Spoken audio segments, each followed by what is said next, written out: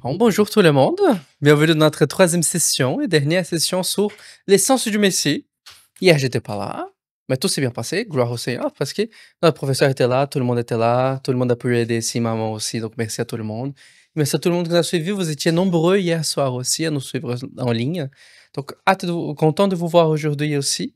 Et on va commencer, troisième session, dernière, sur l'essence du Messie aujourd'hui en soi. La prochaine séminaire, ça va être, j'annonce déjà, première semaine de septembre. On va avoir plus de nouvelles. Si vous êtes intéressé, demandez même le matériel ou des nouvelles pour la prochaine session par email, dans l'email qui va se trouver ici en description. Et donc, semaine dernière, c'était toi qui as prié ou t'as demandé quelqu'un à prier? J'ai demandé. Tu as demandé. Donc, moi, je vais te demander de prier cette fois-ci. Ah! Donc, on va prier ici maintenant. Donc, tenez avec nous, ceux qui nous regardent sur Twitch, vous pouvez prier aussi en même temps. Et pour YouTube, on se voit d'ici 2 minutes. Amen. Bon, tout le monde, une bonne session à vous. Et voilà, c'est tout. Pour toi, mon ami. Alors, dans l'hymne, nous sommes dans le passage où il est dit « Il s'est humilié lui-même, étant devenu obéissant jusqu'à la mort, or la mort de la croix. » Il s'est humilié lui-même, et puis on avait vu que ce lui-même, il faisait référence aussi à « il s'est vidé lui-même ». Et de voir qu'il y a une correspondance entre se vider et s'humilier, et que c'est pas... c'est vrai que dans l'humiliation, il y a peut-être le fait qu'il devienne un homme, puisque ça signifie descendre d'un rang, hein, s'humilier. Ça signifie pas se flageller, puis dire je ne suis rien, je suis... C'est pas dans ce sens-là qu'il faut comprendre l'humiliation.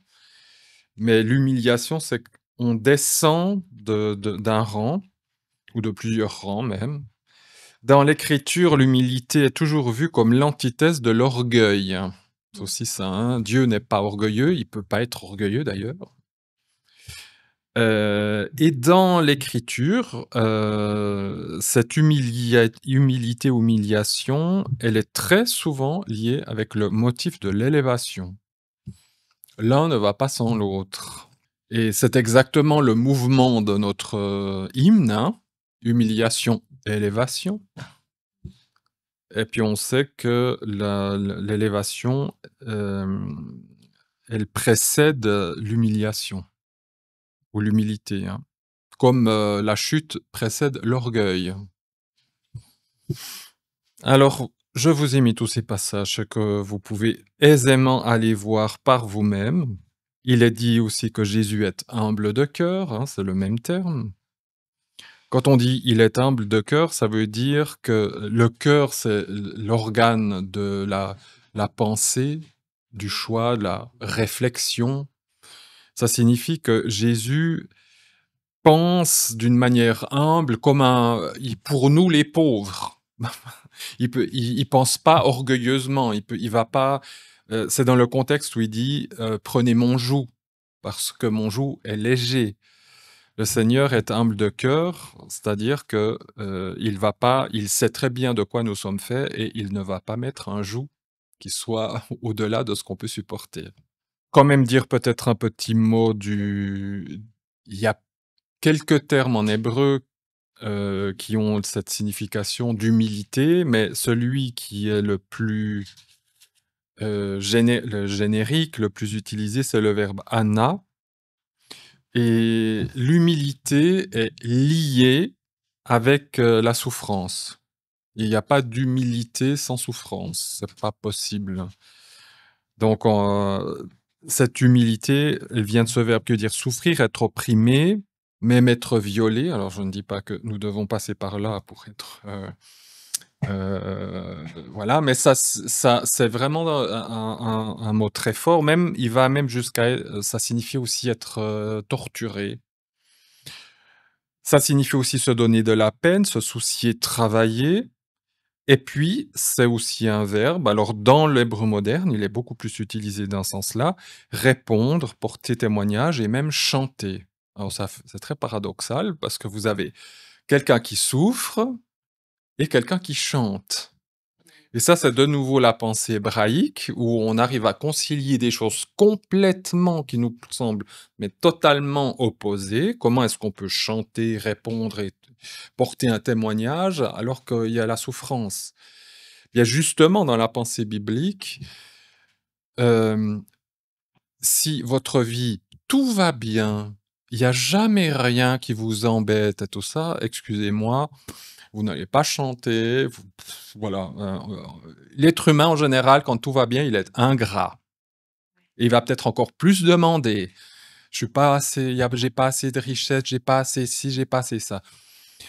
Il y a qu'à voir dans des pays où il y a la pauvreté qui règne, ils sont souvent plus généreux que nous. Ils sont souvent, ils ont des qualités on est là, mais attends, ils ont rien, et puis ils donnent encore. Alors que nous, on peut avoir beaucoup et on donne peu ou pas. C'est de nouveau paradoxal, mais c'est comme ça que l'être humain fonctionne. Et c'est vrai que sans la souffrance et sans non plus se travailler ou se donner une peine, eh bien, on ne peut pas porter un témoignage et même chanter à Dieu, hein. C'est un peu cette, l'humiliation ou l'humilité, elle amène finalement à porter un témoignage à Dieu, à lui répondre aussi. Bah, voilà, si vous voulez savoir, avoir un bon exemple, vous prenez Job. C'est vrai que Job était un homme, pieux, il y avait aucun souci, Dieu, il n'y avait rien à lui reprocher, il le dit bien, et pourtant, il va le faire passer dans des tourments qui sont quand même extrêmes. Et à la fin, Job dit: «Moi, j'ai entendu parler de Dieu avant, maintenant mon œil te voit».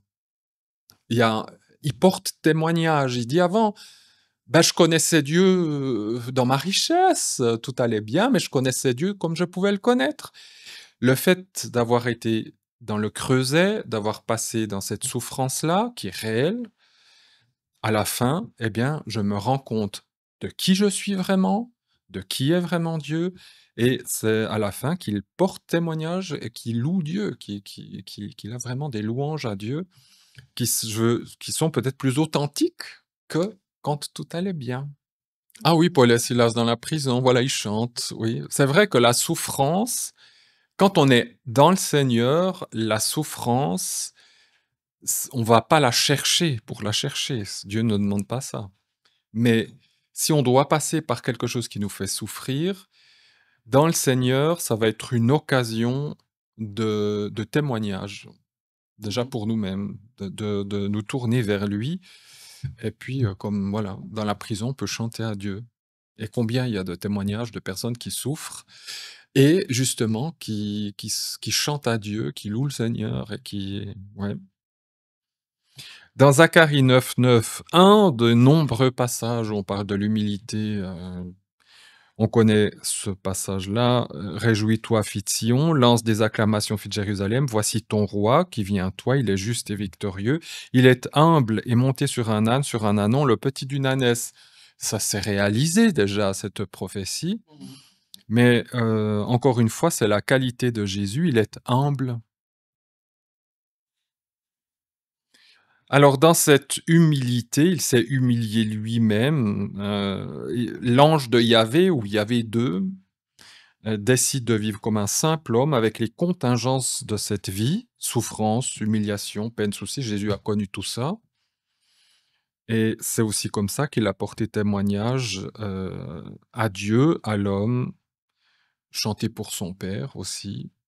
Et je crois que je vais le mettre un peu plus loin, ou alors je l'ai déjà dit, ça je me rappelle plus, dans Hébreux chapitre 5, c'est par il a appris l'obéissance par la souffrance. Mmh. Pourtant, c'est le Fils de l'homme. Il apprend l'obéissance par la souffrance. Oui, il s'est incarné en tant qu'homme. Pour un Dieu, celui qui a tout, qui est dans la gloire, c'est une humiliation, puisque il descend en grade, ça c'est clair. Mais en même temps, il a été soumis à son Père. jusqu'à la mort et ça, c'est l'humiliation, suprême. La mort a été l'humiliation suprême Mmh. de de se laisser, tuer, de se laisser mourir, de mourir. Lui-même dit: «C'est moi qui reprends ma vie, enfin qui donne ma vie, c'est moi qui la reprends», donc il a été d'accord de s'ôter la vie quelque part et puis, de la reprendre après, mais ça, c'est l'humiliation par la croix est l'humiliation par excellence de toute façon. Surtout que dans la Torah, il est dit: «Celui qui meurt sur un bois est maudit de Dieu». Donc on peut pas être plus humilié. Selon la Torah, c'est difficile d'être plus humilié. Il est devenu et c'est ça surtout ce qui est il est devenu obéissant jusqu'à ah ben oui, c'est là que je vais mettre ce passage d'Hébreux, je suppose. Obéissant jusqu'à la mort, hors la mort de la croix. Cette, obéissance, signifie littéralement écouter sous, écouter en baissant la tête, se soumettre, obéir. Hein, écouter en baissant la tête, c'est très visuel, hein, quand un enfant, quand on lui fait comprendre comme ça, il fait plutôt comme ça. Même les chiens, ils font comme ça. Ils baissent la tête pour dire: «Oui, d'accord». Heu Mais c'est littéralement, c'est écouter sous écouter, qui est très important dans la pensée biblique, hein. Écoute Israël, ça passe par les oreilles, mais c'est pas une écoute, dans le sens: «Ah, je vais critiquer ce qu'il dit». C'est une pleine écoute, ça veut dire: «Je sais que ce qui est dit, c'est ce que je dois faire et c'est pour ça que je me mets sous cette écoute». C'est qui donne cette obéissance. Jésus a écouté son Père. D'ailleurs, il dit: «Tout ce que le Père me dit de faire, je le fais». Voilà, c'est l'obéissance. Justement, c'est écouter dans le sens de comprendre ce qui est dit. C'est pas juste, entendre. Alors, il peut y avoir quelque chose comme ça. Je pense pas avec Jésus parce que voilà. Mais alors, dans la pensée biblique pour l'être humain, alors il y a pas mal de choses. C'est obéir sans savoir même pourquoi. Alors souvent ces obéissances-là, ça peut être, bon les lois alors elles ne nous concernent pas directement, mais pour le juif, toutes ces lois qu'on appelle Rukim, c'est-à-dire ces lois, bon, qui n'ont pas de sens en soi, bah, voilà, il les écoute, c'est-à-dire, ben, on écoute, OK, il faut le faire, on va essayer de le faire. Bon, bah, voilà. Pourquoi? On ne sait pas. Et puis, il peut y arriver, ben, dans nos vies aussi personnelles où le Seigneur, il nous demande quelque chose, puis on est là: «Ah, je vois pas le but». Voilà, je le fais parce que le Seigneur me demande de le faire. Plus tard, après, on peut comprendre, mais sur le moment, c'est pas toujours évident. Il y a dans les oreilles des petits cristaux qui font qu'il y ait l'équilibre, oui. Oui, oui, ça va dans ce sens-là. Une bonne écoute et une obéissance, ça fait qu'on a une vie équilibrée. Où on va pas tituber, on est sur la on marche sur le droit chemin et de manière droite, parce que quand ça fonctionne pas, on marche plus droit. Justement et c'est on doit marcher, droit devant nous.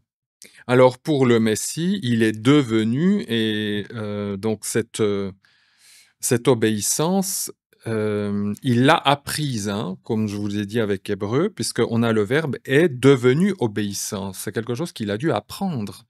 Alors on peut se dire: «Oui, non mais attends, le Seigneur de toute éternité, il obéissait à son Père». Enfin, je veux dire, dans leur relation, elle est parfaite. Mais là, on parle de l'incarnation. Jésus a voulu vivre, c'est pour ça. Il a été vu en schéma comme un homme. Donc il a pris pleinement cette attitude humaine, le fait d'être un homme, même s'il est Dieu, il a voulu être comme un homme. Et c'est en ça qu'il devient notre exemple. Parce que alors là, je suis d'accord, ça aurait été truqué. Mmh. S'il n'avait pas eu à apprendre ça, si c'était déjà, pouf, tout était là.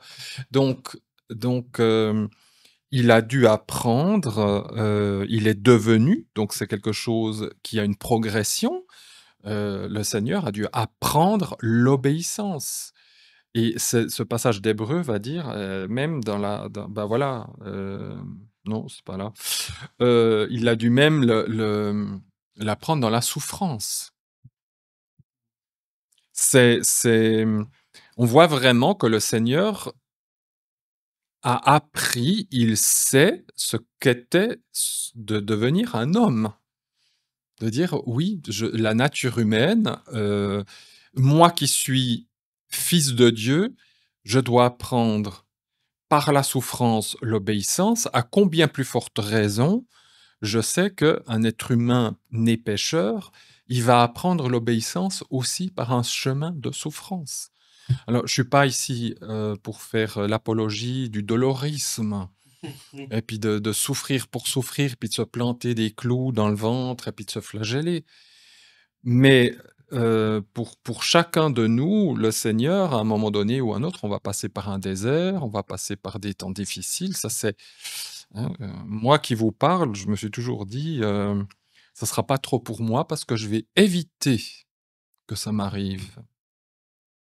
Je peux vous assurer que le Seigneur est beaucoup plus imaginatif qu'on ne l'imagine. Donc voilà. Ben oui, c'est ça. Ah moi, si j'avais pas passé par mes moments de souffrance où j'ai passé, je serais pas celui qui est là devant vous, c'est pas possible. Peut-être, mais j'aurais peut-être d'autres attitudes, il y a des choses que j'ai apprises, vraiment, que j'ai apprises par la souffrance, je vous assure. Enfin, voilà, j'ai appris des choses par la souffrance. Sinon, ça aurait été intellectuel, mais je peux pas avoir la même compassion. Je peux faire tous les cours du monde, mais il y a des choses avec lesquelles moi j'avais aucune compassion avant. Je comprenais pas. Je disais: «Mais comment on peut avoir ça en tant que chrétien? C'est pas possible, franchement». Et après, quand le Seigneur vous fait passer par ça et vous savez même plus après presque votre nom, hein, parce que tellement c'est fort. Une fois que vous avez passé là, vous dites: «Ah, OK». Et quand vous avez après quelqu'un qui souffre de ces choses ou qui passe par là, vous savez ce que ça veut dire. Et c'est aussi pour ça que il y a ce passage dans Hébreux, je ne l'ai pas mis ici, mais qu'il est devenu compatissant.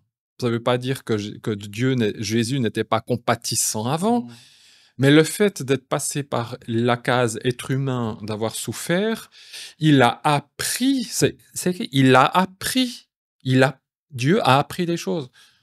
Ça aussi, ça me dépasse. Je me dis: «Mais comment ça se fait que Dieu qui sait tout, mais Dieu ne savait pas ce que c'était d'être un homme?» Il ne savait pas. Il pouvait pas savoir ce que ça voulait c'est ça, être un homme. Il a dû passer par la case aussi être humain pour dire: «Ah, je l'ai vécu dans ma chair». Et ça c'est aussi la grande humilité de Dieu, hein, pour moi. Ça c'est Dieu qui se dit, «J'ai des choses à apprendre». J'espère pas blasphémer. Mais pour moi, c'est clair, et puisqu'il dit: «Il est devenu obéissant, il a appris par les choses qu'il a souffertes». C'est écrit dans la parole. Donc s'il savait tout, mais il aurait rien appris. Il aurait dit: «Ben, je sais ce que c'est de vivre comme un homme». Non, il ne savait pas. C'est en devenant humain qu'il a compris aussi ce que c'était de vivre comme un homme, et c'est comme ça qu'il est devenu compatissant, mais dans le sens: «Je vous comprends». Ah ben attendez, c'est sous mes yeux, Hébreux 5:8. Je fais que de vous en parler, c'est juste là. Ainsi bien, voilà. Ainsi bien qu'étant fils, il a appris l'obéissance à partir des choses qu'il a souffertes. Voilà. Il a appris l'obéissance à partir des choses qu'il a souffertes. Bien qu'étant, voyez aussi ça le verbe, ici en grec on a le verbe être au participe. Il est fils, dans le sens fils de Dieu. C'est pas qu'il l'était, ou qu'il le sera, il l'est. C'est du présent pour dire il est de toute éternité fils. Eh bien, c'est parce qu'il a souffert, bah, qu'il a appris, ces choses-là. Donc, si le Fils de Dieu, voilà. Ça, ce sont des mystères, mais ce sont aussi des réalités qui sont écrites, qui sont là révélées. Par rapport à l'humiliation, l'humilité, Hébreux 2:9 dit: «Toutefois», c'est le haut de la page 7, «celui qui a été abaissé pour un peu de temps au-dessous des anges», vous voyez, un peu de temps, c'est le temps de son incarnation. Jésus, nous le voyons couronné de gloire et d'honneur à cause de la mort qu'il a soufferte. Ça, c'est le sommet de sa souffrance, c'est sa mort. Alors évidemment, que quand on parle de la mort de Jésus, c'est peut-être un peu trop...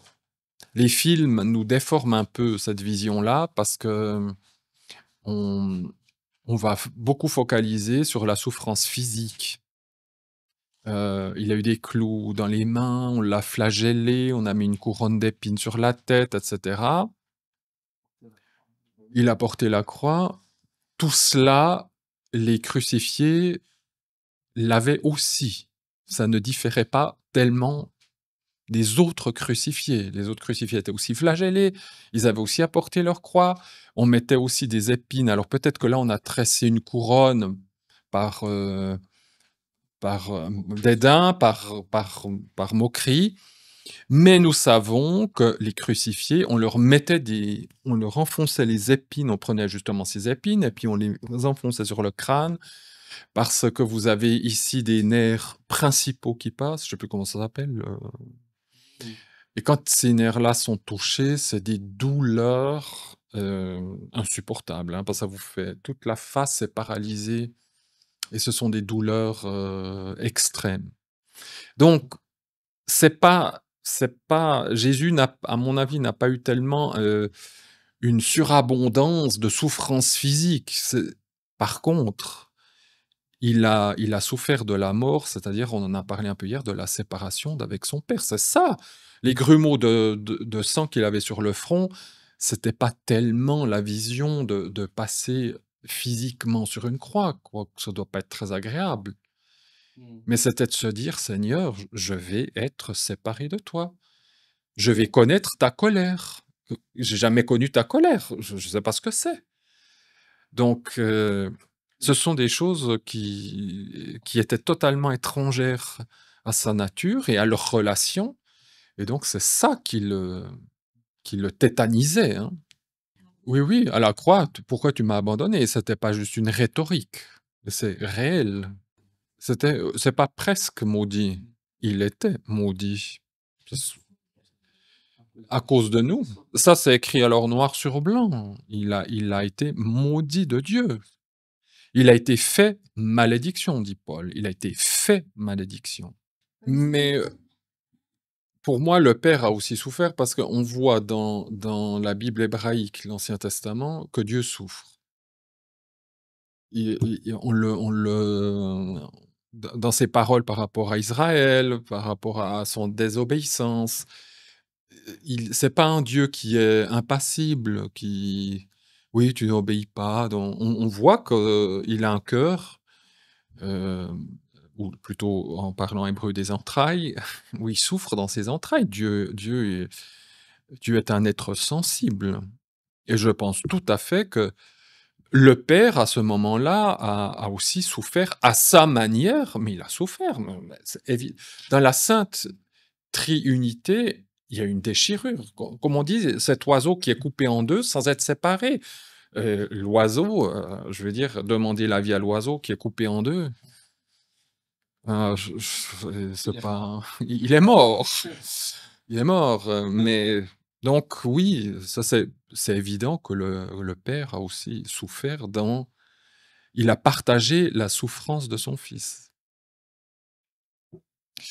Par rapport à, aussi, alors, ce sont des petites choses que j'apprends, hein, je dois avouer, en faisant ce passage-là. Ce sont des passages que j'ai déjà lus et tout, mais que je laisse un peu de côté.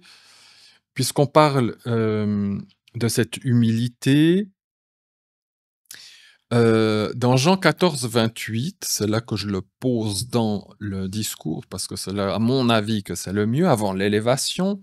Dans Jean 14, 28, il dit, vous avez entendu, et ce sont aussi des passages que les adversaires sortent pour dire, vous voyez, Jésus, il peut pas être Dieu. Bon, encore une fois, c'est toujours des petits passages qu'on sort comme ça, puis qu'on met pas dans le contexte. Vous avez entendu que je vous ai dit, je m'en vais et je reviens vers vous. Alors quand il dit je reviens vers vous, c'est pas seulement la parousie revient à la fin, c'est je reviens vers vous en vous envoyant mon esprit, hein. Je m'en vais et je reviens sous la forme de l'esprit.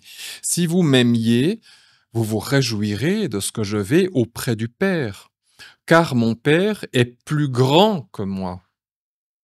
Ça, ce sont des passages qui font, qui ont fait, qui font et qui feront toujours polémique, et qu'on sort pour dire, vous voyez, si le Père est plus grand que Jésus, Jésus peut pas être Dieu, puisqu'il est plus grand. C'est ça. C'est dans le contexte de toute l'écriture. C'est là qu'on doit être très prudent. Jésus n'est pas là en train de faire de la dogmatique philosophique de son essence par rapport à Dieu, de la tréunité, comment ils sont reliés. Déjà, pour un juif, c'est franchement pas leur tasse de thé. De toute façon, vous verrez pas des rabbins commencer de faire des spéculations sur la divinité par rapport à nous. C'est déjà pas leur tasse de thé. Donc, Jésus n'est pas en train ici de préparer les conciles qui vont arriver 500 ans plus tard des églises pour parler des relations qu'il y a entre le Père et le Fils, etc. Il est en train de parler comme un juif, avec un langage assez simple comme un juif peut parler, mais ça ne veut pas dire simpliste non plus. Et c'est justement, comme tu le dis bien, c'est par rapport à son incarnation déjà, puisque dans Hébreu, on vient de dire qu'il était abaissé pour un peu de temps en dessous des anges. Le verbe abaisser, c'est aussi un verbe qui a un synonyme d'humilier, hein, abaisser.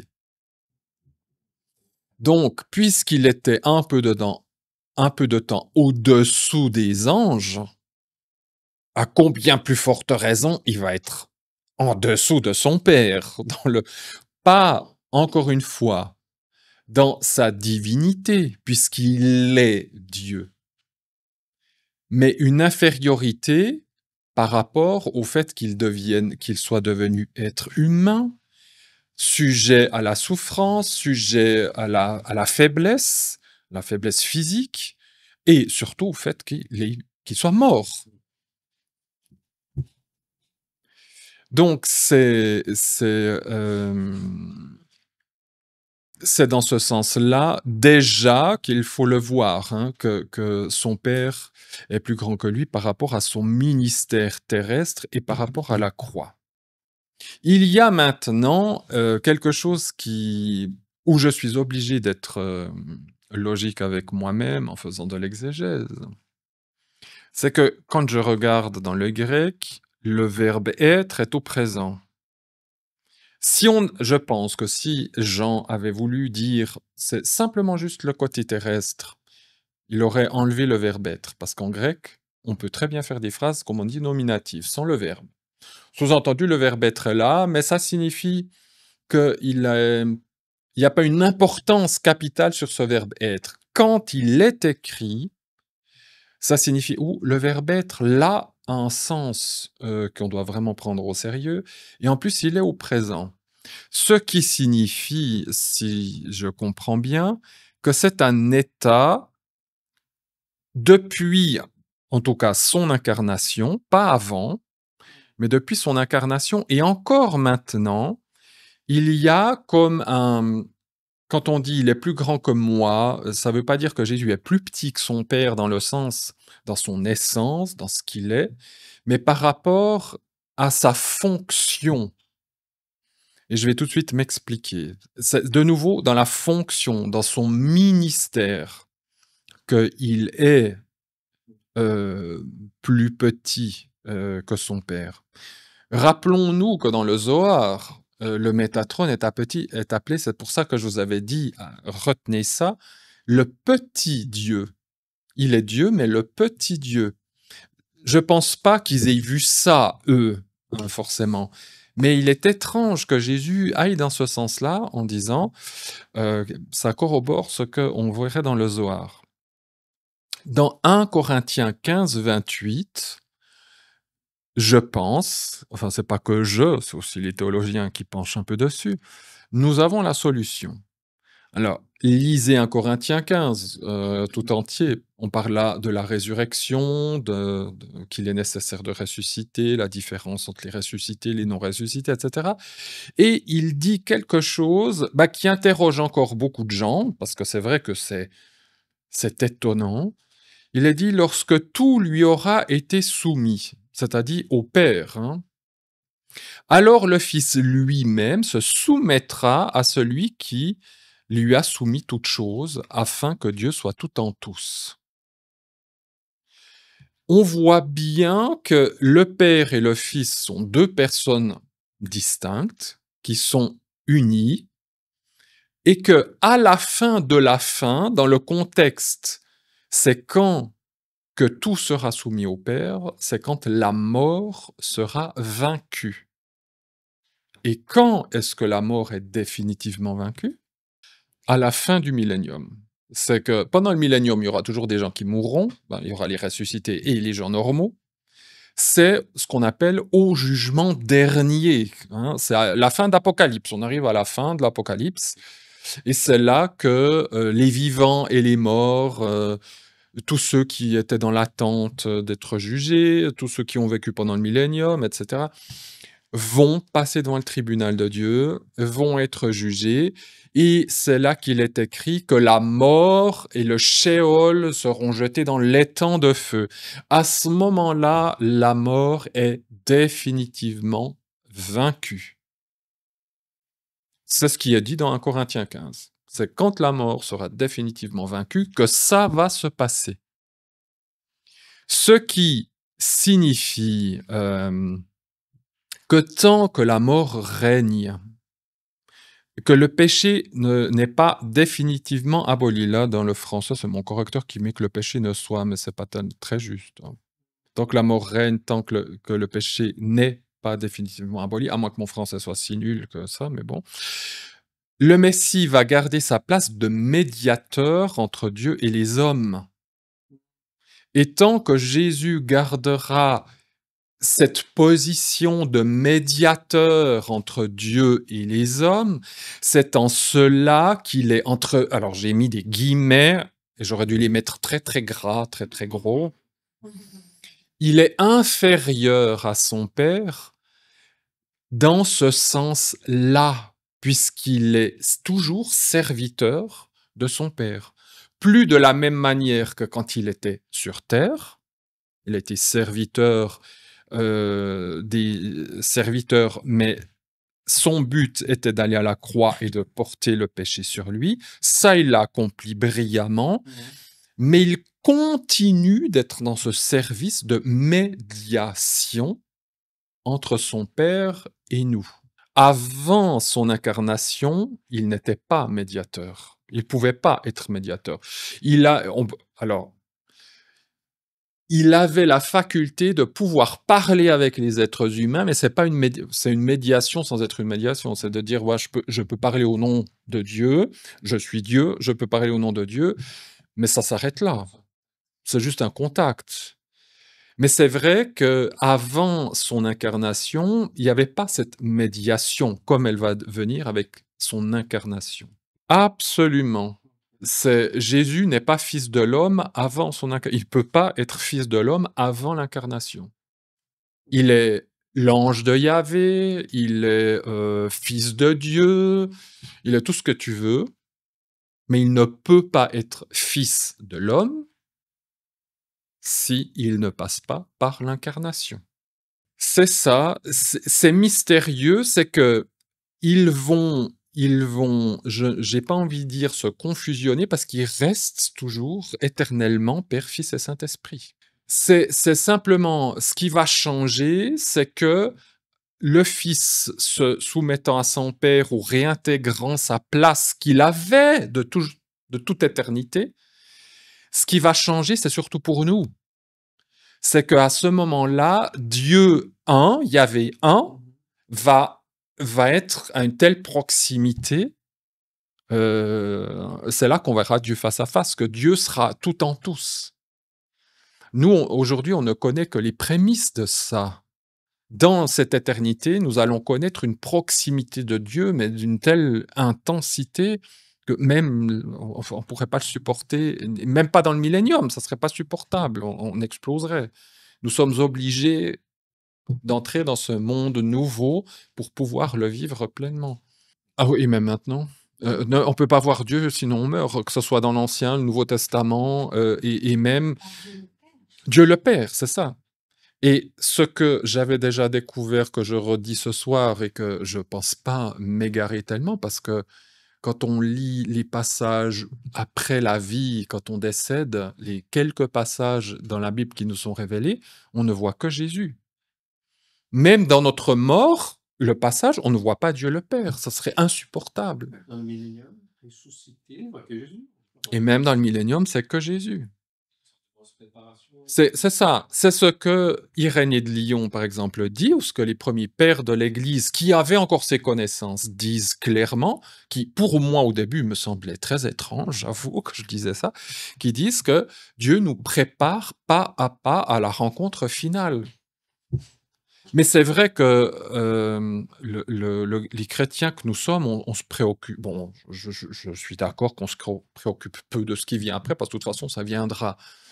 Mais on s'interroge pas tellement sur la vie après la mort, qu'on est plutôt, enfin, on balaye ça en disant on va au ciel et puis on va avec une harpe dans la main. Mais si la Bible nous donne quand même toutes ces indications, c'est peut-être aussi pour que on ait une meilleure compréhension de ce qui nous attend, puis on puisse se réjouir avec ça. Puis peut-être que ça enlève aussi des faux enseignements, hein, parce que moi j'ai entendu de mes propres oreilles des personnes qui déliraient en me disant j'ai pas vu Jésus face à face, j'ai vu Dieu face à face. J'ai dit oui, bon, là je quitte la table, hein, excusez, c'est des gens qui délirent. Voilà. Alors voilà, afin que Dieu soit tout en tout. C'est ça, c'est que Jésus va quitter dans Hébreu. Vous voyez, dans Hébreu, il a la fonction de prêtre.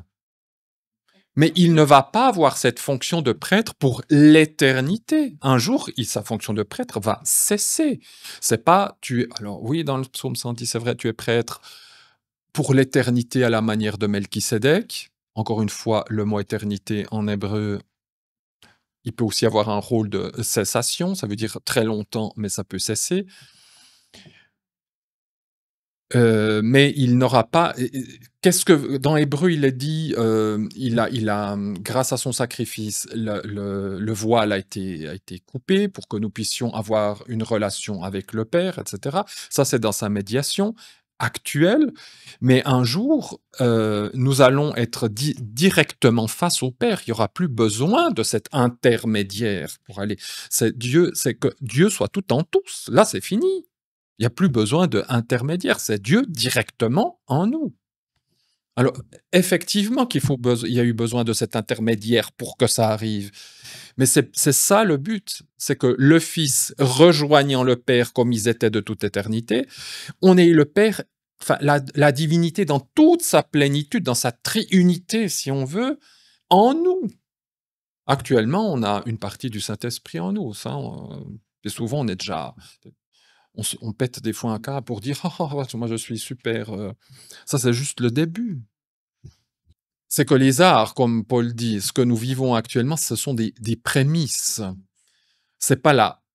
Même s'il dit il faut vivre la plénitude du Saint-Esprit, c'est pour aujourd'hui cette plénitude. Mais c'est pas encore la plénitude qu'on va la vivre dans ce 1 Corinthiens 15, 28. Ah oui, si on veut, c'est ça. On va peut-être le dire comme ça.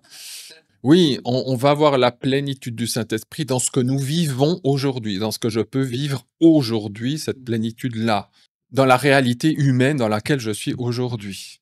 Mais un jour, il y aura ce Dieu tout en tous. Là, c'est un tout petit peu supérieur. Là, oui, mais c'est exactement ça. Aujourd'hui, on peut voir la lune, l'éclairage du soleil par la lune sans brûler la rétine. Demain, on pourra voir le soleil face à face. C'est vrai que c'est une très très bonne... Aujourd'hui, celui qui veut voir le soleil face à face, libre à lui. Hein. Moi, je vous dis, il va être aveugle rapide.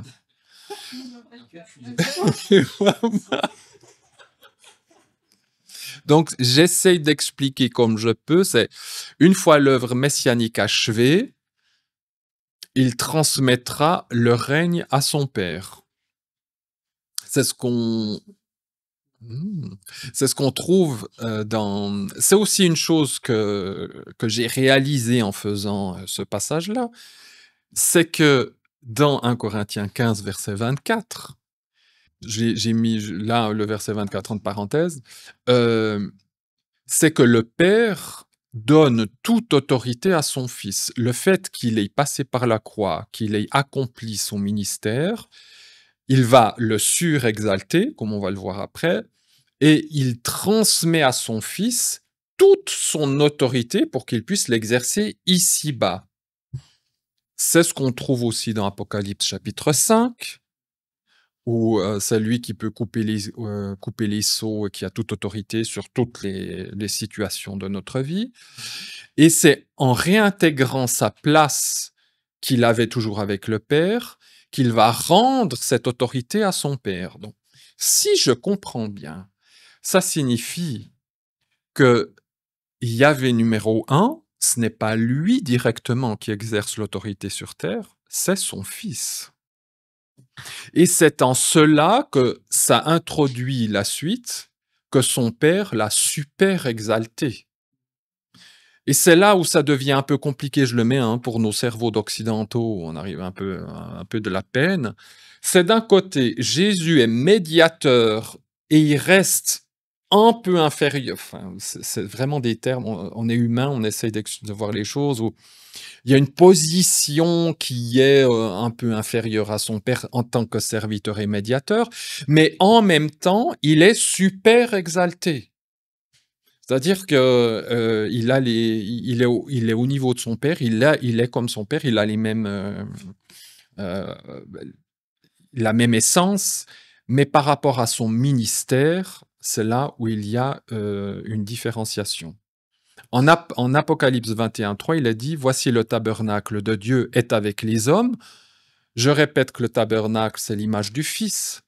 Mais cette fois-ci, dans Apocalypse 21:3, c'est il tabernaclera avec eux, mais quand on regarde le contexte, c'est le Père, le Fils et le Saint-Esprit. C'est le Père et le Fils, donc le Saint-Esprit évidemment avec. Donc, je mets bien ici que la notion d'infériorité que l'on peut comprendre ici ne consiste que par rapport au ministère du Fils, pas par rapport à sa nature. Et c'est là où les discours sur ces passages, où on veut prendre ces passages pour parler de la nature de Jésus, ça n'a aucun sens. D'ailleurs, jamais dans tous ces passages, on ne parle pas de la nature de Jésus. Quand on lit bien les contextes, on parle de son ministère, de ce qu'il fait, de son côté médiateur. C'est pas par rapport à sa personne, puisque, encore une fois, notre Philippien, et pas que le Philippien, nous dit qu'il est en morphée de Dieu, c'est tout. Ça, on ne discute pas, point. Les choses sont posées, c'est posé. Et ça, c'est pas moi qui l'invente, c'est un des commentaires que j'ai lus. C'est là où le terme fils, quand on parle du fils et du père, c'est aussi quelque chose que je viens d'apprendre. Ma foi, on apprend tous ensemble. Mais pour moi, tout d'un coup, ça doit être maintenant que je comprenne ces choses-là, parce que comme ça me choque pas, ou je trouve ça logique. Que les termes, quand on dit Jésus est le Fils, Dieu est le Père, c'est que ça fait une analogie par rapport à notre nature humaine. Quand on dit c'est le Fils de, génétiquement, on sait que le Fils, il est comme le Père, puisqu'il a sa même nature et la même génétique. Mais en même temps, le Fils est subordonné au Père. Il doit obéir à quelqu'un qui est plus grand que lui. Et c'est en cela que ces expressions Jésus est le Fils de Dieu, il est le Fils de l'homme, c'est qu'il a la même nature que Dieu, ça, il n'y a aucun problème avec ça. Il est Dieu, il est divin, il a la même nature que Dieu, mais en tant que fils, il obéit et il se soumet à son Père. D'où justement ces titres de fils et de père sont tout à fait cohérents. On peut parler justement de subordination et d'égalité de nature avec ces termes-là. Donc, actuellement, Jésus a toute autorité. C'est lui qui a toute autorité. Et c'est pour ça que je réalise pleinement, en tout cas beaucoup plus pleinement, combien, si on n'a pas Jésus, on ne peut pas avoir le Père. Et c'est ce que Jean dit dans son épître, celui qui ne confesse pas le Fils n'a pas le Père. Je ne peux pas passer par le Père sans le Fils. Parce que c'est le Fils qui a toute autorité et qui est le médiateur. C'est impossible. Celui qui n'a que le Dieu d'Israël sans vouloir son Fils, ça va être très difficile de pouvoir passer la frontière. Et donc, Jésus ayant accompli son ministère, il est dit, c'est pourquoi aussi Dieu l'a super ou hyper, puisqu'en grec c'est hyper exalté. C'est le seul passage dans la Bible où il y a ce hyper exalté. Et d'après ce que j'ai vu dans le dictionnaire Bali, qui est le dictionnaire grec classique, il n'y a que la Bible qui utilise ce hyper exalté. Bon. Dans la première partie de l'hymne, c'est le Messie qui agit. Tous les verbes sont à l'actif, hein, vous pouvez voir, et c'est le Messie qui agit. Dans la deuxième partie de l'hymne, c'est Dieu qui est le sujet des verbes. Et il est dit, c'est pourquoi Dieu l'a super exalté. L'exaltation du Fils au-dessus de tout, elle est due, c'est la conséquence de son ministère de serviteur jusqu'à la mort. Il a accompli ça, et c'est pourquoi il y a cette exaltation. Ésaïe 52, 13, voici mon serviteur réussira, il se dressera et sera élevé, sera exalté beaucoup. C'est exactement ce qui vient d'être dit, il sera élevé beaucoup. Ça, c'est l'hébreu, parce que l'hébreu n'a pas des hyper, il dit très, beaucoup, et puis voilà. Il sera très élevé. Ce verbe hyperupso, comme je vous ai dit, hein, c'est élevé outre mesure. Il est quelques fois dans la Septante et une fois dans le Nouveau Testament. Dans le psaume 97, verset 9, car toi, Yahvé, tu es le Très-Haut, hein, tu es El Elyon, qui domine toute la terre. Tu t'es beaucoup monté, ou très monté, bon, c'est mieux beaucoup, hein, au-dessus de tous les dieux. C'est exactement ça. Tu t'es hyper exalté au-dessus de tous les dieux. Dans la Septante, il utilise le même verbe que nous avons dans notre passage. Donc, dans le psaume 97, verset 9, on parle de Yahvé 1. C'est Yahvé qui est très haut, qui domine et qui s'est très exalté. Et donc, dans notre hymne, on a exactement la même chose, donc c'est la même personne. Même si c'est Yahvé 2, mais ça montre que c'est la même nature. Ils partagent la même nature, la même essence. Le verbe simple, je vous mets, hein, juste exalté ou élevé, se lit très régulièrement dans le Nouveau Testament. Je vous ai mis Jean 3,14, parce que c'est là où il est dit il faut que le Fils soit élevé comme le serpent dans le désert, dans le sens, Jésus a été élevé sur la croix, il a été après surélevé pour son mérite. Dans Acte 2, 33, c'est le même style. Et qu'il est très souvent accompagné du verbe s'humilier. Hein, donc l'exaltation, elle est liée avec l'humiliation. Et ce qu'il est dit, c'est qu'il l'a super exalté et lui a donné par grâce le nom. Et 3 fois, on va voir le terme nom dans ce passage, même si il est dit il est au-dessus de tout nom, qui ne sont pas forcément le nom de Jésus, mais c'est pas du hasard s'il y a 3 fois le nom dans ce court passage. Alors il lui a donné le nom. Alors on peut toujours spéculer, quel nom? Qu'est-ce que Dieu a donné comme nom à son fils? Alors évidemment, il y a Emmanuel, il y a Yeshua, mais dans le contexte, il faut voir le verset 11. D'ailleurs, tout ça, ça se répond hein, quand on voit la structure. C'est le nom de tous les noms, c'est en grec kurios, qui veut dire Seigneur. Alors là aussi, comme je vous ai dit la première fois, le mot kurios n'est pas un terme qui veut forcément être divin, puisque dans l'écriture, le mot kurios, ça peut s'adresser à un roi, un simple roi, mais dans notre contexte ici, il est évident que le mot kurios, Seigneur, est la traduction dans la Septante du tétragramme Yod-Hé Vav-Hé. Dans la Septante, Yahvé, c'est toujours kurios. Ils mettent pas Yahvé ou Yehovah ou je sais pas quoi, ils mettent kurios. Donc c'est à se poser la question, est-ce que ici le terme kurios c'est littéralement Yahvé qui est caché dessous ou simplement Seigneur? Alors bon, c'est assez évident que ça va être Yod-Hé Vav-Hé. Vous avez dans le Deutéronome 6.4, hein, Akou Israël, Kurios Otheos, Raymond, Kurios Eisestin. Donc vous voyez bien ici que dans la Septante, Yahvé, il est donné par Kurios.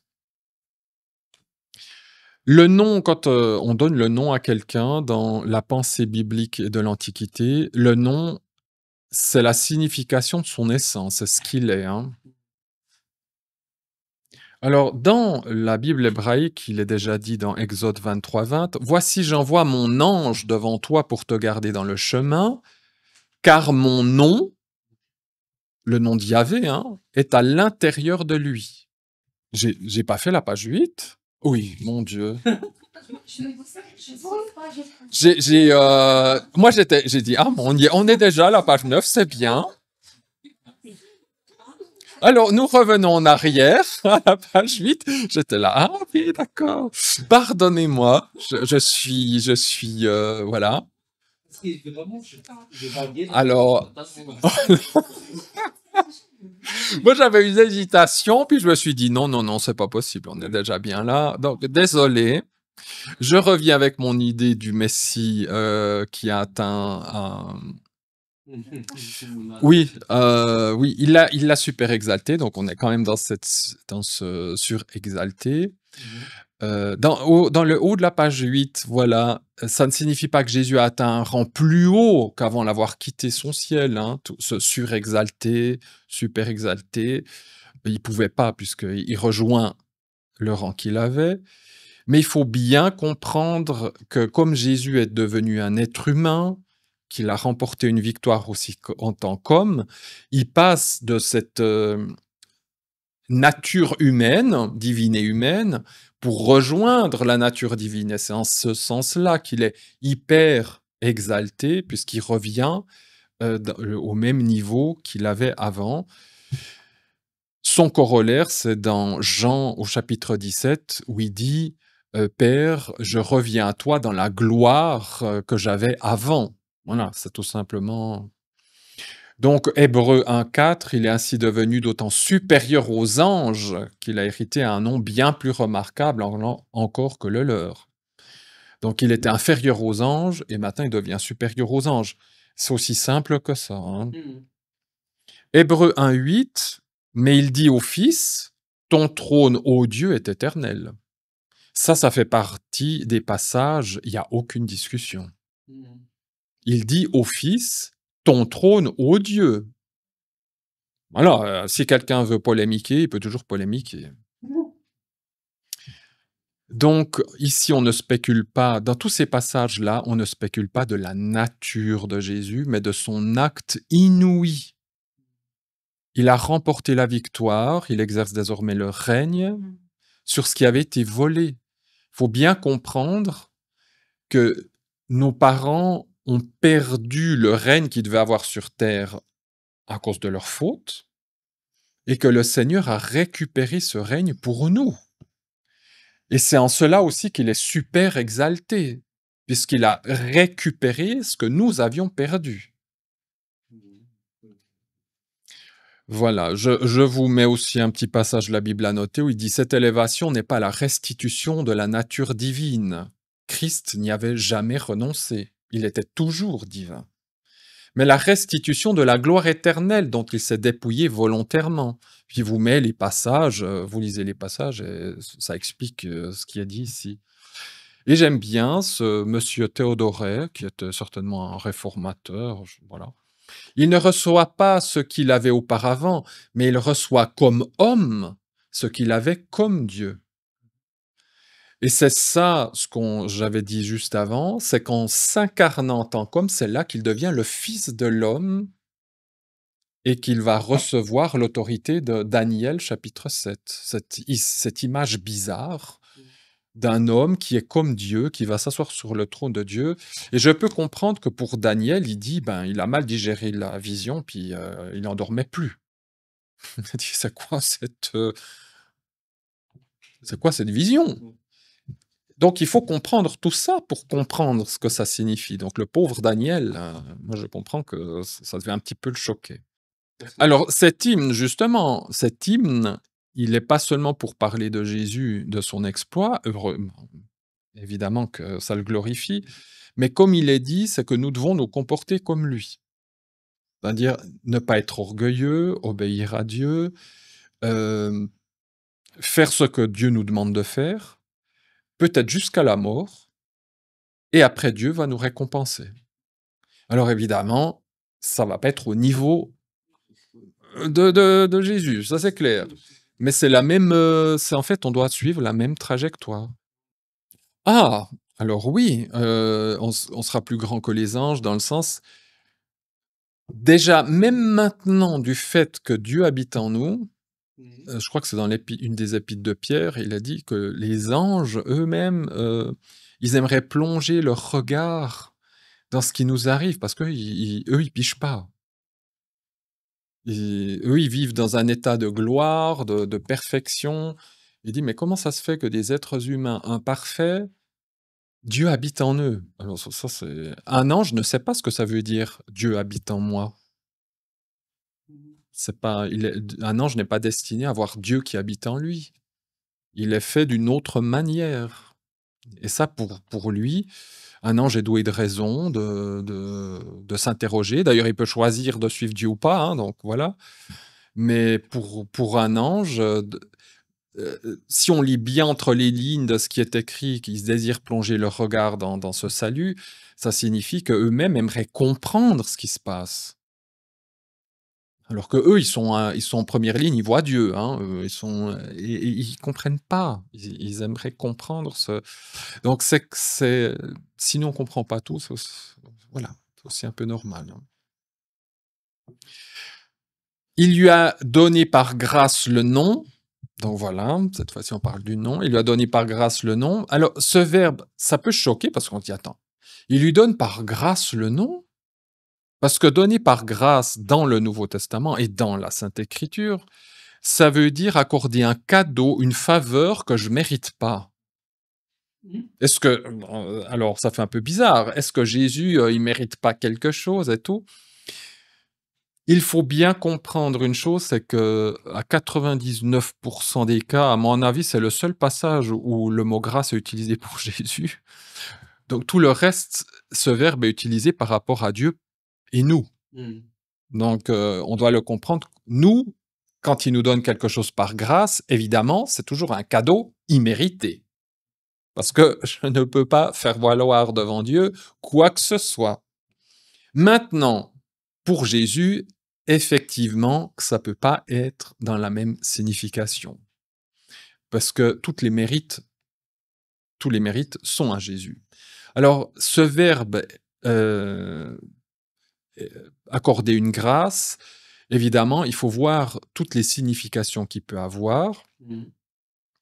C'est aussi, et c'est déjà ça, c'est être agréable à quelqu'un.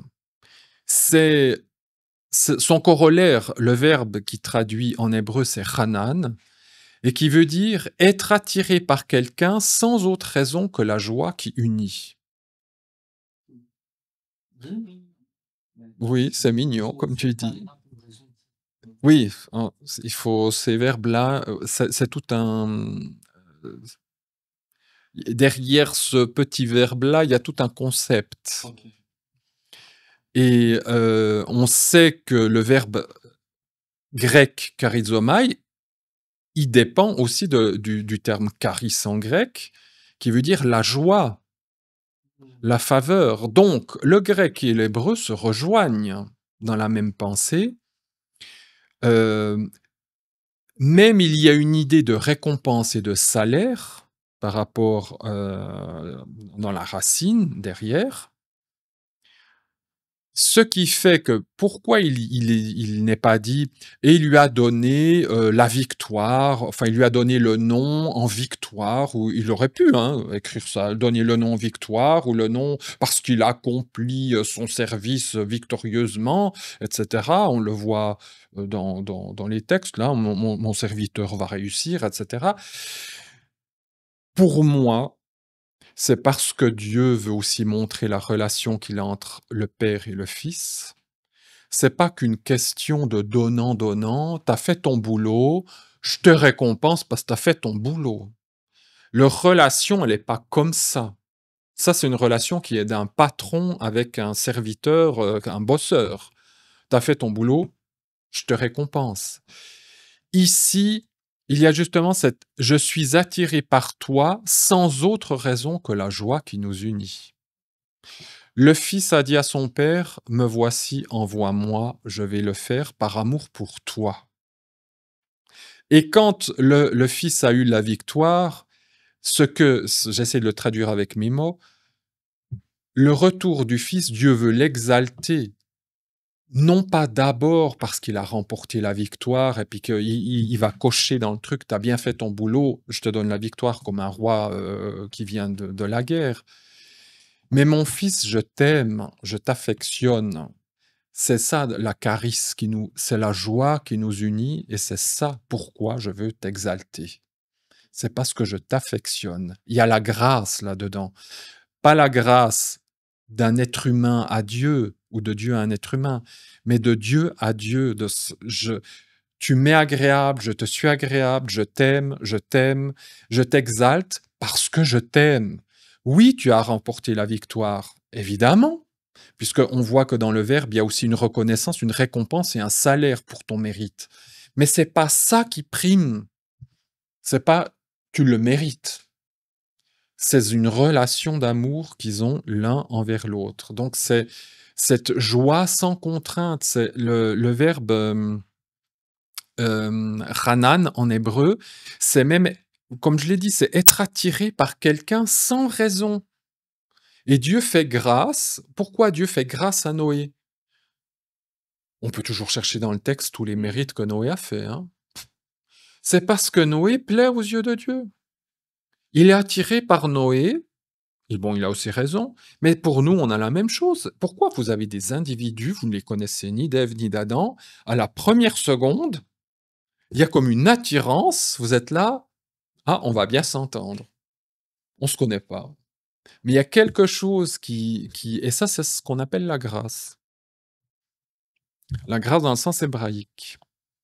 Alors, la seule fois où ce verbe charizomai en grec se trouve dans la Septante, parce que c'est vraiment un verbe qui a son sens dans le Nouveau Testament.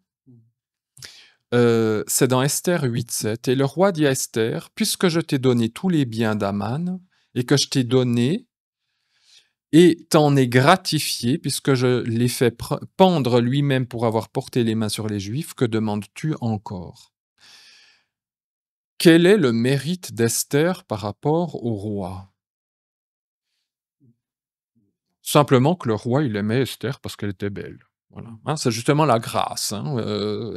Il aime, voilà, elle est belle, mais il n'y a rien, il n'y a pas de mérite. Il dit, je t'ai donné tous les biens d'Aman. Il y a quand même un petit symbolisme. Je me dis, c'est pas du hasard que ce texte, il fasse parallèle, que ce soit le seul texte de la Septante qui est ce verbe. Aman, c'est un symbole du diable. Il voulait tuer les Juifs et le roi tue Aman. Et puis ensuite, il dit, voilà, je t'ai donné tous ces biens et je t'en ai gratifié. C'est le verbe gratifier hein, qui traduit le charizomai. Et je l'ai fait pendre, etc. Que demandes-tu encore? Il y a une relation d'amour entre ce roi et Esther. C'est pas qu'elle mérite quelque chose, c'est simplement je t'aime, je te donne tout. Alors évidemment qu'avec Jésus, il accomplit quelque chose, mais c'est ce qu'on peut voir aussi derrière, c'est d'abord que le Père aime le Fils. C'est ce que Jésus dit tout le temps. Puis même, il utilise l'autre verbe, affectionne, philéo. Il y a une affection entre eux. C'est pas juste un amour, cet amour agapé, inconditionnel. Il y a aussi cette affection. Ils s'aiment d'un amour affectueux. Dans Ésaïe 42, verset 1, il a dit « Voici mon serviteur, je le soutiens. Mon âme prend plaisir en mon élu. » C'est ça, ça rend aussi ce passage-là. Il prend plaisir en mon élu. J'ai donné mon souffle sur lui, il fera sortir le droit pour les nations. Et puis dans Matthieu 3,17, celui-ci est mon fils bien-aimé en qui j'ai pris plaisir. Alors je vous mets juste le verbe prendre plaisir en hébreu. Avoir du plaisir, acquitter, être accepté avec bienveillance, suite aussi à un sacrifice, être payé, attirer la bienveillance, envie, désir. Donc, l'histoire d'être, qu'il y ait un mérite n'est pas exclue de tout ça, mais c'est pas le mérite qui prend le dessus, c'est d'abord l'affection qui les unit. Alors, nous sommes maintenant à la page 9, vraiment. Donc ça, maintenant, ce que j'ai dit. Nous voyons que il reçoit ce nom Kurios Yahvé. On a vu en Exode 23-20 que c'était déjà le cas. C'est pas que c'est nouveau. C'était déjà le cas en Exode. Il est déjà Yahvé. Mais encore une fois, il est passé par la case humaine. Et ce Dieu qui s'incarne en tant qu'homme redevient Kurios. Apocalypse 19-13, et son nom est appelé la parole de Dieu, la Memra, le Logos, ce titre qu'on a dans Jean 1. Il est la parole divine, il est la parole divine. Ces génitifs, il faut toujours faire attention. C'est pas la parole qui sort de la bouche de Dieu, comme si c'était un truc. C'est la parole divine, c'est la parole incarnée divine. Et c'est son nom. Jésus a plusieurs noms, mais il a aussi ce nom-là. Et Hébreux 1,4 étant devenu d'autant supérieur aux anges qu'il a hérité un nom bien différent d'eux. Voilà.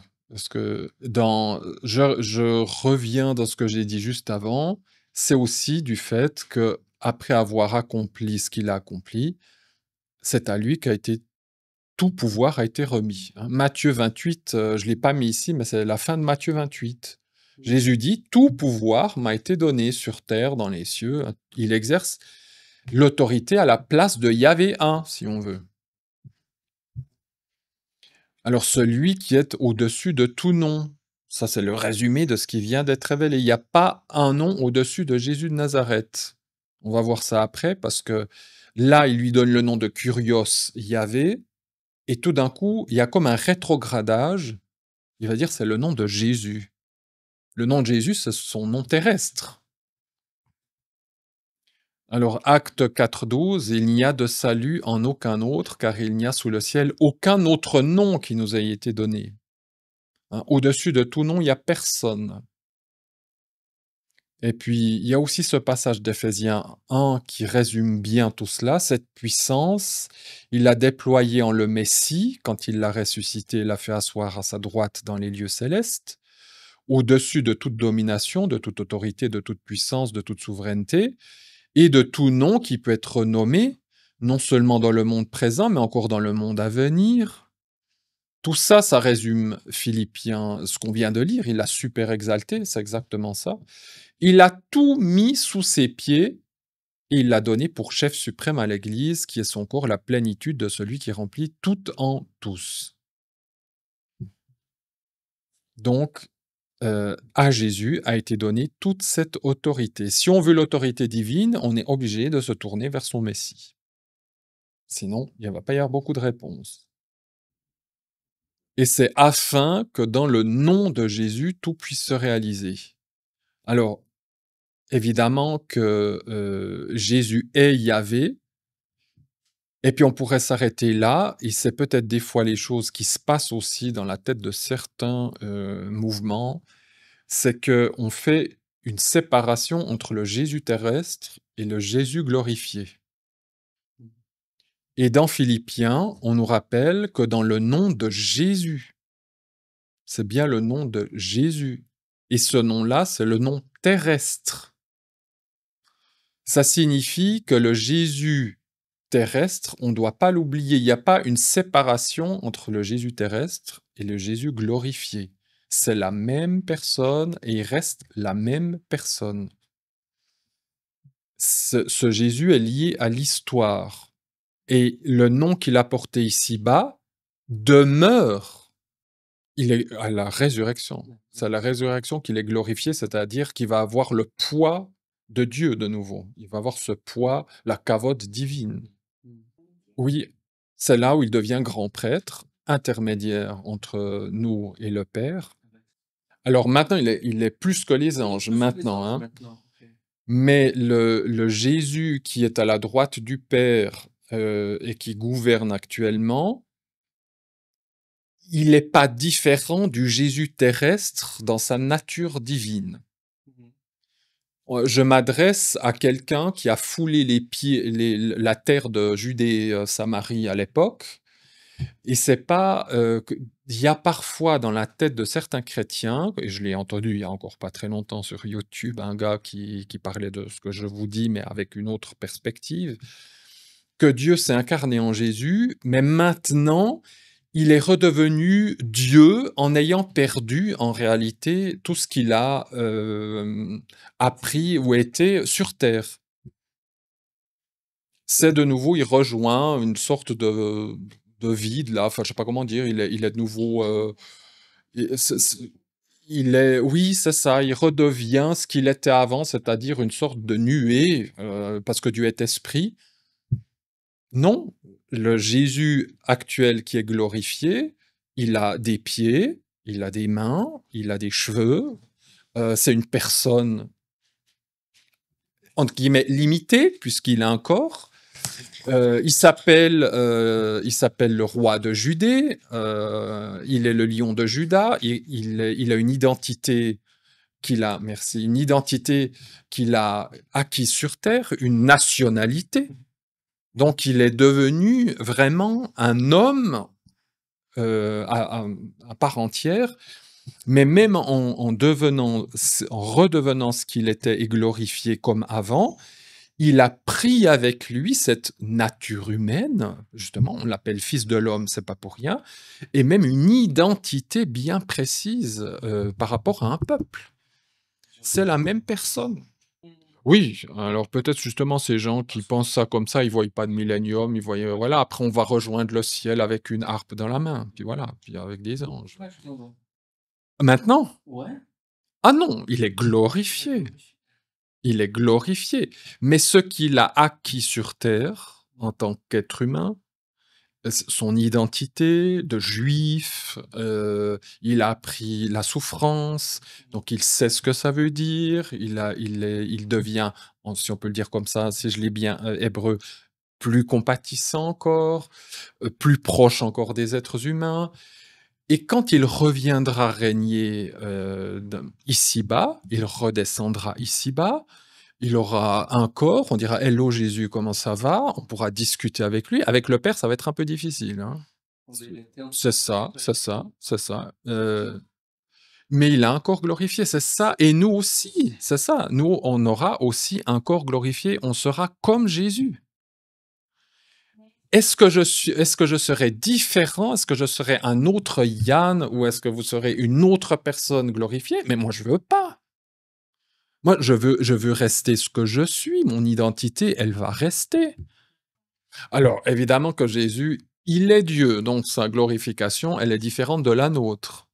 Mais nous aurons ce corps glorifié et aussi éternel comme lui.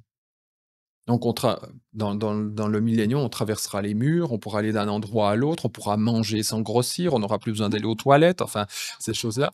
On n'aura plus de maladies, il n'y aura plus de souffrance, de mort, de fatigue, toutes ces choses-là. Mais il y aura un mystère, c'est que ce que j'aurai acquis sur terre et tout, ça va me poursuivre pour l'éternité. Dans les bonnes choses. Ce que j'ai été, je serai. Ce que j'ai fait, ça va porter du fruit dans l'éternité. Ça va encore agrandir, etc. Mais je ne serai pas une autre personne. Je serai ce que je suis, mais glorifié, parfait, selon la pensée de Dieu. C'est exactement les 40 jours de Jésus, ils ont mangé avec lui, voilà, Jésus, c'était Jésus. Seulement, qui n'est plus l'être humain fragile, sujet à la mort, etc. Et c'est cela, et c'est aussi très important que ce Jésus glorifié, on lui donne toujours ce nom de Jésus.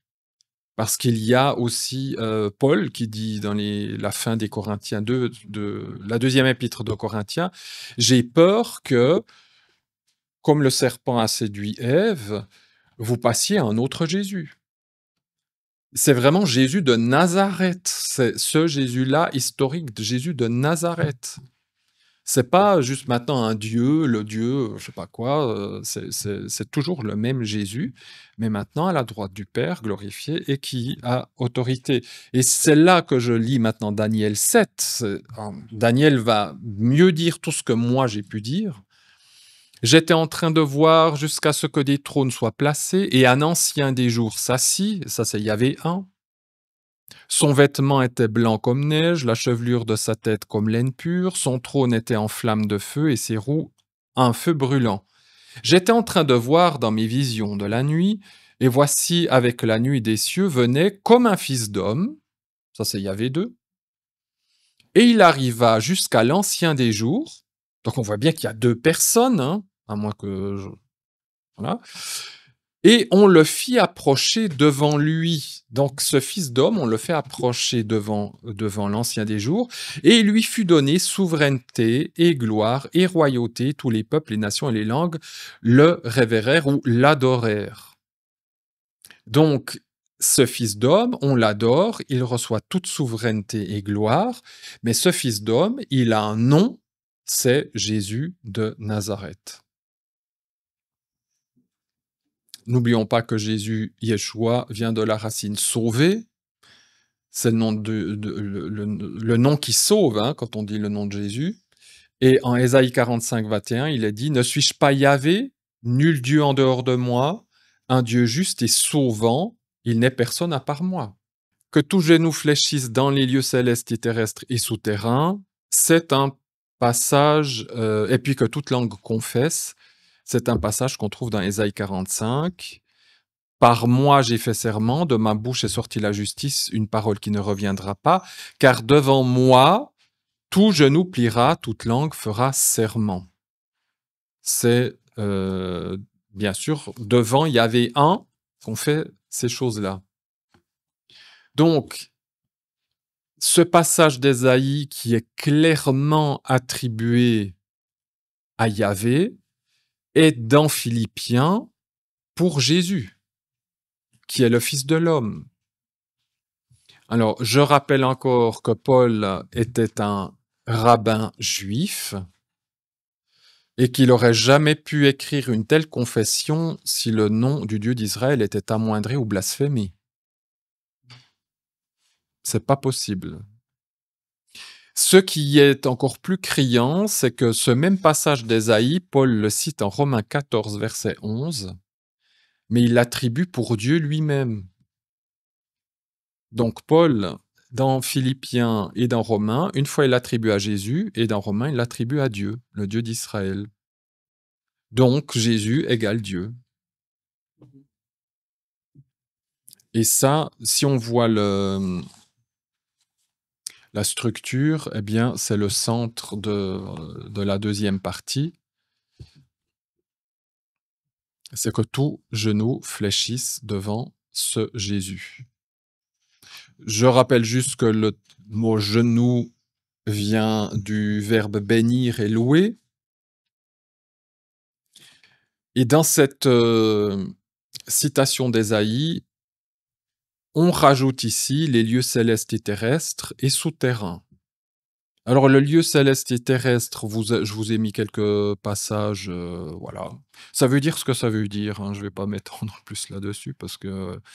Et le mot souterrain, c'est un apax absolu, ça veut dire que c'est vraiment un mot qui ne se retrouve que là. J'ai aucune racine grecque nulle part qui vienne de là. Dans la Septante, il n'y a rien du tout. Chez les Grecs, ça pouvait désigner les enfers. Ici, quand on parle céleste, terrestre et souterrain, ça veut dire que Jésus a toute autorité partout. Voilà, c'est juste ça. Hein. Dans Ésaïe 45, il est dit, on dira à propos de moi, c'est en Yahvé seul que se trouve la justice et la force. Ceux qui étaient enflammés de colère contre lui viendront jusqu'à lui et ils seront tous couverts de honte. Je mets ce passage-là dans le sens que tout genou fléchira devant le Seigneur, même ceux qui s'étaient enflammés de colère contre lui. Ils viendront jusqu'à lui. Ceux qui sont enflammés de colère contre Dieu, c'est toujours négatif, hein, c'est pas des gens, une petite colère passagère, hein. Dans le psaume 72, il est dit: «Devant lui, les habitants du désert plieront le genou et ses ennemis lécheront la poussière». Donc ceux qui sont conscients, ils plieront le genou, les autres, ils plieront le genou, mais en léchant la poussière. Psaume 22, 30, tout... Alors, je traduis le plus proche du texte: tous les gras de sève ou cendres grasses, ça veut dire ceux qui ont eu droit au sacrifice, puisque les cendres grasses, c'est dans le Lévitique après les sacrifices, mangeront et se prosterneront, devant lui s'inclineront tous ceux qui retournent à la poussière, ceux qui ne peuvent pas conserver leur vie. C'est une belle image pour dire tous les ressuscités vont s'incliner devant lui, hein, qui retournent à la poussière, parce qu'on va tous retourner à la poussière, et on ne peut pas conserver notre vie. On sait qu'on ne peut pas. Donc c'est une image pour dire, ben, tous ceux qui ressusciteront s'inclineront devant lui. Psaume 95, venez, prosternons-nous et humilions-nous, plions le genou devant Yahvé, notre Créateur. Devant Yahvé, notre Créateur. Alors ici, on dit que c'est pour Jésus. Et que toute langue confesse, confesser, jurer, c'est aussi le chiffre 7. Oui, le verbe confesser donne aussi le chiffre 7, hein, la confession. Quand on confesse, chiffre 7, c'est la perfection, tout est dit. Donc si quand on jure quelque chose, si je jure, ça veut dire que je dis la vérité, je ne vais rien cacher. Le chiffre 7, c'est qu'il y a la complétude. Donc quand je jure... c'est jurer dans le sens faire un serment. Je jure que... enfin, je te promets, mais dans un sens de serment. Serment, de serment. C'est un serment. C'est pas jurer dans le sens de dire un gros mot. Non, non.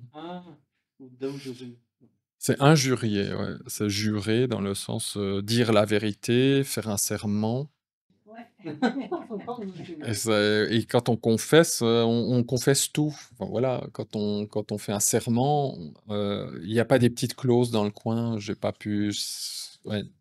Je dis tout. Tout est dit.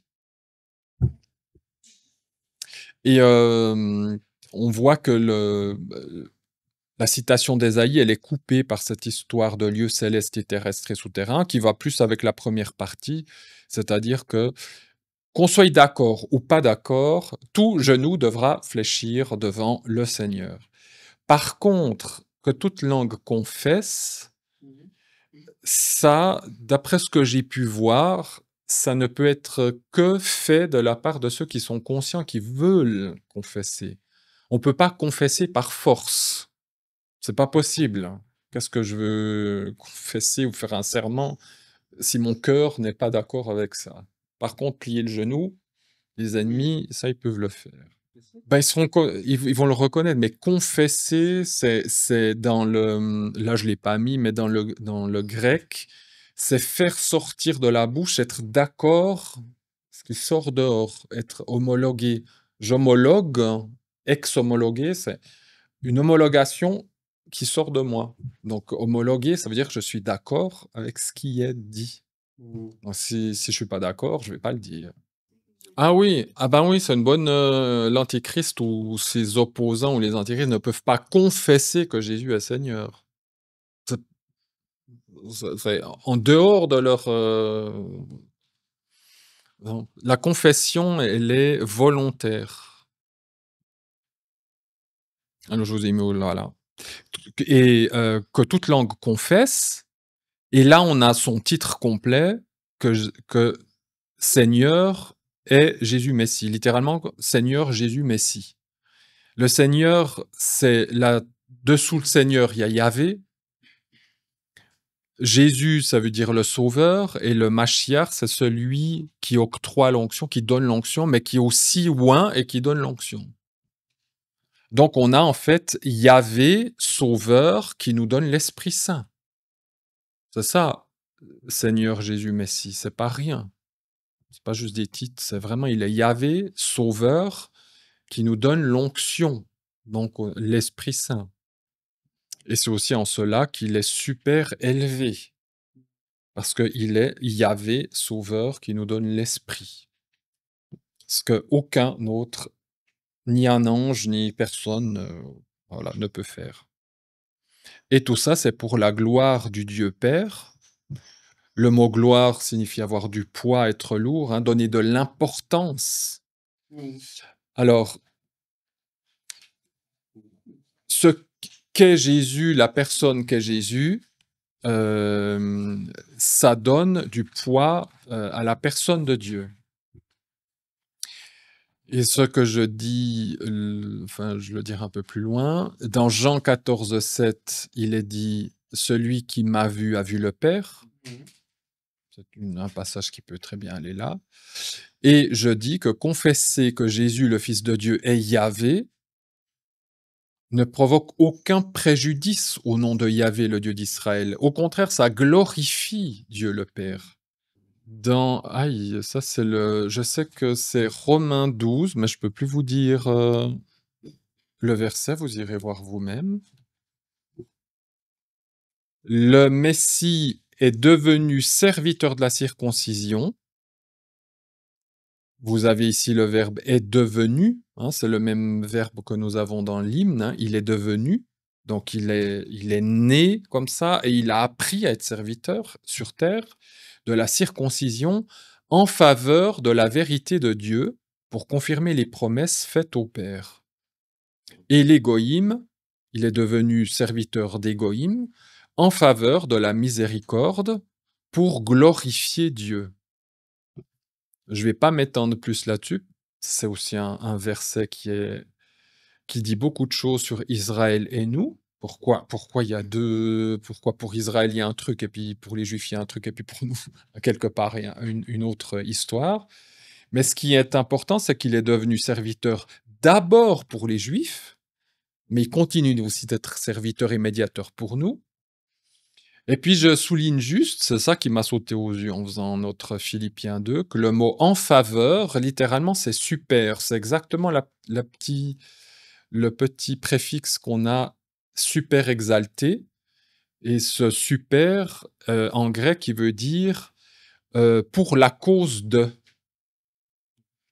Donc, il a été serviteur pour la cause de la vérité de Dieu et pour la cause de la miséricorde de Dieu aussi. Ah, 15. Ah, Romains 15. 8, 9. Moi, j'étais sûr que c'était Romains 12. Romains 15. Parce qu'il y a un truc en Romains 12 qui va dans le même sens. Romains 15. 8 et 9.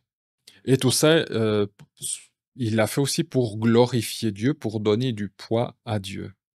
Alors, je mets tout à la fin que tout ça a été écrit aussi pour nous, et que si on suit les pas de Jésus, celui qui s'humilie devant Dieu et agit en tant que son serviteur sera également élevé à la fin. C'est le but du passage, c'est qu'on marche dans la même pensée que Jésus, que tout ce qu'on fasse, ça soit pour la gloire de Dieu. Jésus, lui, étant la gloire du Père, de tout ce qu'il a fait, et ce qu'il continue de faire, ça donne du poids au Père. Donc quand on adore le Fils, lorsqu'on l'exalte pour ce qu'il a fait, on le remercie, on lui donne notre reconnaissance, en fait, tout ça, ça retourne au Père aussi. Et si on adore le Père, ça revient aussi au Fils, puisque le Père va dire, mais c'est grâce à toi, mon Fils, que. Donc, en espérant qu'on comprenne bien que Jésus est bien ce Seigneur, on n'a pas à avoir honte, ni peur, ni de le déclarer Dieu, de le considérer comme tel, et que ça ne porte aucun préjudice au Dieu d'Israël, qui est un, qui est le seul Dieu de tout ce qui existe, mais que le Père et le Fils sont ensemble, une unité. Écoute Israël, hein, nos dieux sont une unité, comme il est dit. Je ne le fais. Il est très tard, d'après ce que je vois, à moins que l'horloge soit tout à fait. L'orage, elle est pas là, hein. Waouh! Waouh! Waouh! Vas-y, tu compares. La seule chose, je le ferai peut-être une autre fois, mais aujourd'hui, parce que je suis dans des lectures, tous les jours, je lis 1 ou 2 chapitres, parce que je lis tout en hébreu, tout le Nouveau Testament. Et aujourd'hui, je suis tombé sur Ésaïe 49. Tous les 10 chapitres, tous les chapitres 40, hein, de 40 à 49 dans Ésaïe, sont très axés sur ce qu'on vient de lire là. C'est très. Il y a comme moi, et en dehors de moi, il n'y a pas d'autre Dieu, etc. Mon serviteur, il va réussir, etc.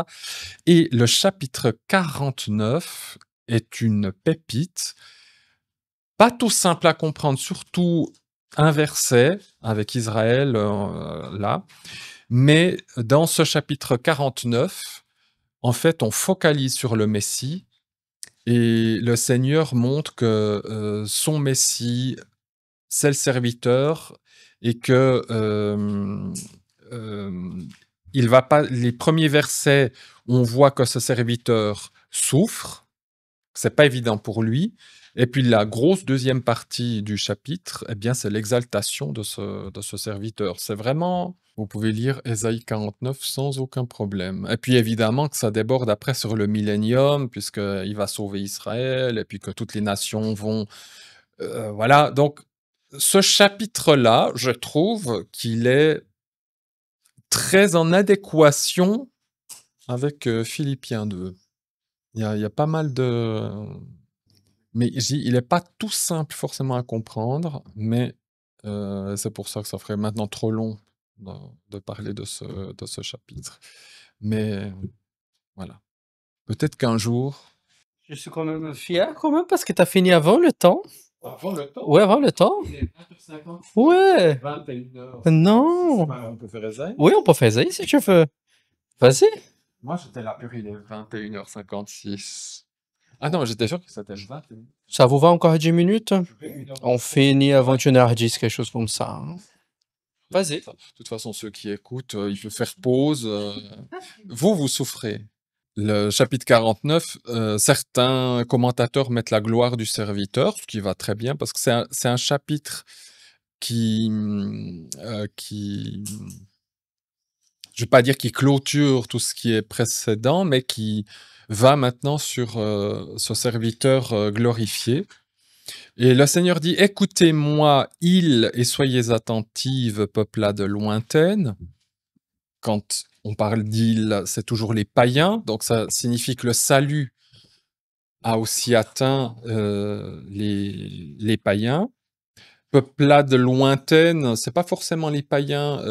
Dans l'Écriture, ça peut être aussi les 10 tribus perdues d'Israël. L'Éternel m'a appelé dès le ventre, dès les entrailles de ma mère. Il a fait mention de mon nom. C'est là où les théologiens s'embrouillent un peu en disant, mais là on parle maintenant d'Israël, hein, mais en réalité, quand on va lire le texte, si c'est Israël, il va y avoir de gros problèmes parce qu'Israël va sauver tout seul. Donc, l'Éternel m'a appelé dès le ventre, dès les entrailles de ma mère, il a fait mention de mon nom, il s'agit bien du Messie. Alors, c'est quoi cette histoire? Il m'a appelé dès le ventre, dès les entrailles de ma mère. C'est le Messie qui va s'incarner. Alors, attention, ce n'est pas d'abord, et je pense même, ça peut être très secondaire qu'on parle ici de Marie, mais quand on parle du ventre de ma mère et du ventre et des entrailles de ma mère, il faut bien comprendre qu'on le voit dans le psaume 22, par exemple, où il parle de sa mère, etc. C'est son peuple, c'est Israël, c'est sa nation qui l'enfante. Et je pense que le commentateur, enfin les commentaires surtout, là c'est des bons commentaires, ils sont évangéliques du côté évangélique. Ventre, quand on regarde la carte d'Israël, le ventre c'est Juda et les entrailles c'est Jérusalem. Il fait mention de mon nom, évidemment le nom du Messie, et il a rendu ma bouche semblable. Alors là, il n'y a aucune hésitation, hein. Il a rendu ma bouche semblable à une épée aiguë. Apocalypse 1,16. C'est mot pour mot ça. Vous avez aussi à la fin d'Apocalypse 19, il vient avec une épée dans sa. Enfin, c'est le cheval blanc, le cavalier, et puis il est la parole de Dieu, il a une épée dans sa bouche. Enfin, voilà. Il m'a caché sous l'ombre de sa main. Il a fait de moi une flèche polie ou acérée. Il m'a caché dans son carquois, hein. Le Messie est comme une flèche qui est tirée, hein, pour vaincre aussi. Il m'a dit, tu es... Alors, c'est ce passage, c'est juste ce petit bout du verset 3 qui pose un petit problème. Le reste est très clair, mais ça... Et donc là, moi, je dis pas c'est ça. Je réfléchis en même temps, je dois encore creuser. Il m'a dit. Donc, si on est dans la logique du passage, c'est Yahvé qui m'a dit à moi le Messie. Tu es mon serviteur. Jusque-là, il n'y a pas de problème. Puis ensuite, c'est mis Israël en qui je me glorifierai. Donc, il y a des passages, évidemment, dans Ésaïe qui précèdent et après, où Israël est le serviteur aussi de Yahvé. Mais la suite dit que Israël s'égare, qu'ils ont la tête, le cou rude, enfin raide, que voilà, ils comprennent pas grand-chose. Et puis il dit Israël en qui je me glorifierai. Et après il a dit et moi j'ai dit, j'ai travaillé en vain, j'ai consumé ma force pour le néant et en vain, toutefois mon jugement est par devant l'Éternel et mon œuvre par devant mon Dieu. Alors j'ai encore en hébreu, parce que j'ai vu ça juste avant de partir, euh, et moi j'ai dit, ça pourrait être encore Israël, puis en même temps, il y a ça peut aussi être le Messie qui dit ces choses-là, et vous allez voir que ça rentre en ligne de exactement ce que nous avons vu en Philippiens 2. Le commentaire dit que ici Israël pourrait être comme ailleurs. Vous avez par exemple où le Messie c'est David, mais David c'est pas le Messie, mais c'est la descendance, où il n'est pas dit tu es le descendant de David ou comme ça, mais mon serviteur David. Mais c'est pas David, c'est le Messie qui s'appelle aussi le serviteur David, puisqu'il il incarne la perfection de David. Dans le Nouveau Testament, le corps de Jésus, c'est l'Église. Mais l'Église, c'est nous. Mais en même temps, le corps de Jésus, le corps du Messie, c'est l'Église. Donc l'Église, c'est Jésus. Et le commentaire dit que ici Israël, c'est le nom que Dieu donne à son Messie. C'est toi le vrai Israël, parce que tu es celui qui va sauver Israël. Et c'est la première fois, et c'est vrai que c'est possible, parce que je me suis dit, alors j'ai pas pu le faire parce que sur les 2500 fois où Israël est dans l'Ancien Testament, là, en 10 minutes, j'avais pas le temps de regarder si Israël pouvait être un nom donné comme ça à Dieu ou au Messie. Mais dans tous ces passages que nous avons ici d'Ésaïe, il est régulièrement parlé du Saint d'Israël. Et en hébreu, grammaticalement, le génitif, quand on dit l'ange de Yahvé, ce génitif, on peut aussi dire c'est l'ange Yahvé, c'est l'ange qui est Yahvé. Comme en français, le génitif, il peut avoir plusieurs significations. Ça peut être de provenance, je viens de Suisse, mais en même temps, je suis suisse. Il y a une identification. Quand on dit le Saint d'Israël, ça ne veut pas forcément dire le Saint qui vient d'Israël, mais c'est le Saint qui est Israël. Et dans ce sens-là, Dieu, le Messie qui est le Saint, serait identifié à Israël, directement identifié à Israël. Grammaticalement, c'est une possibilité. Je me suis dit, bon, est-ce que ça peut tenir le coup?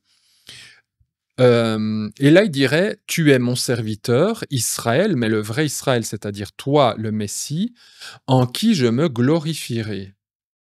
Et moi, j'ai dit», et c'est là aussi où ça fait un peu bizarre, parce que ça serait le Messie qui dit ça: «J'ai travaillé en vain, j'ai consumé ma force pour le néant et en vain, toutefois mon jugement, il est dans l'Éternel et mon œuvre est devant Dieu».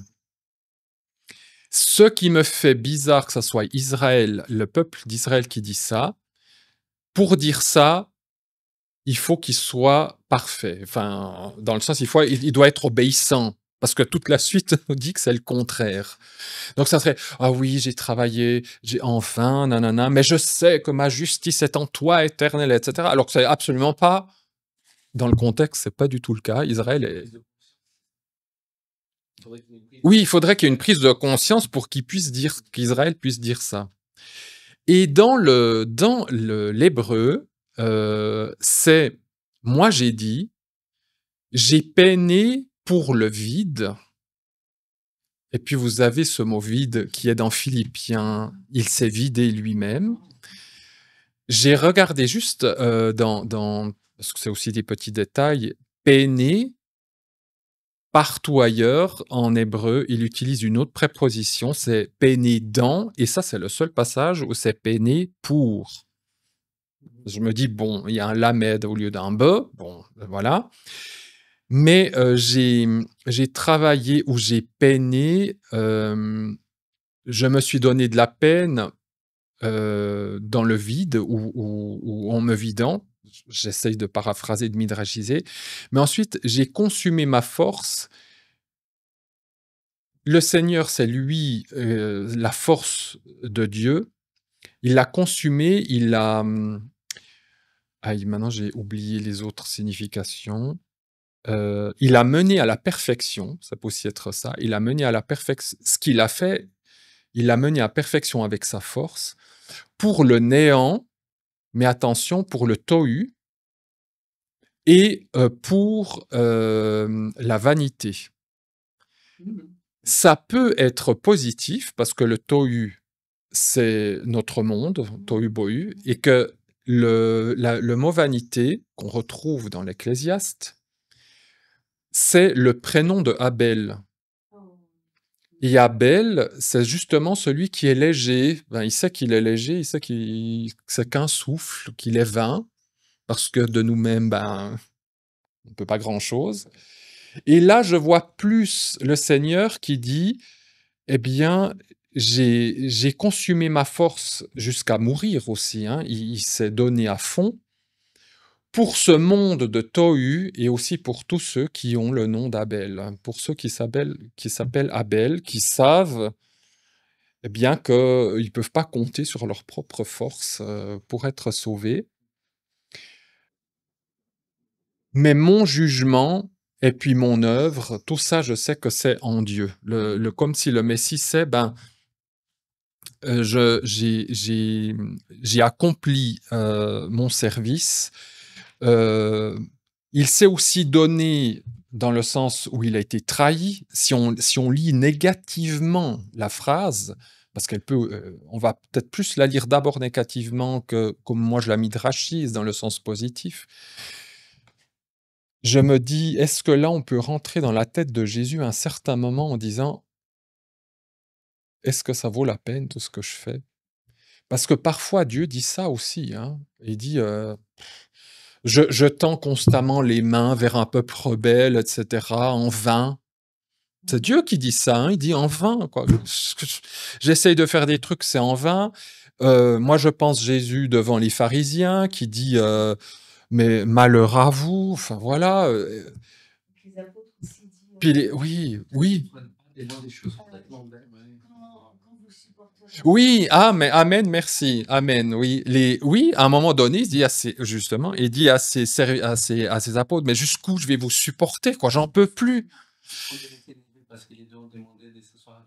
Oui, d'accord. Ah oui, non, mais c'est vrai, tout d'un coup, mais merci, parce qu'au moins, comme ça, vous voyez, vous donnez des choses auxquelles j'ai pas pensé.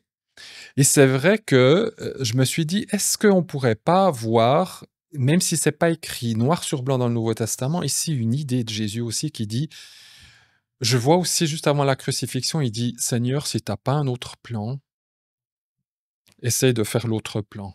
Ah non, mais selon ta volonté. Ou tout d'un coup, est-ce que ça, franchement, est-ce que je dois vraiment faire ça? Est-ce que ça va porter son fruit?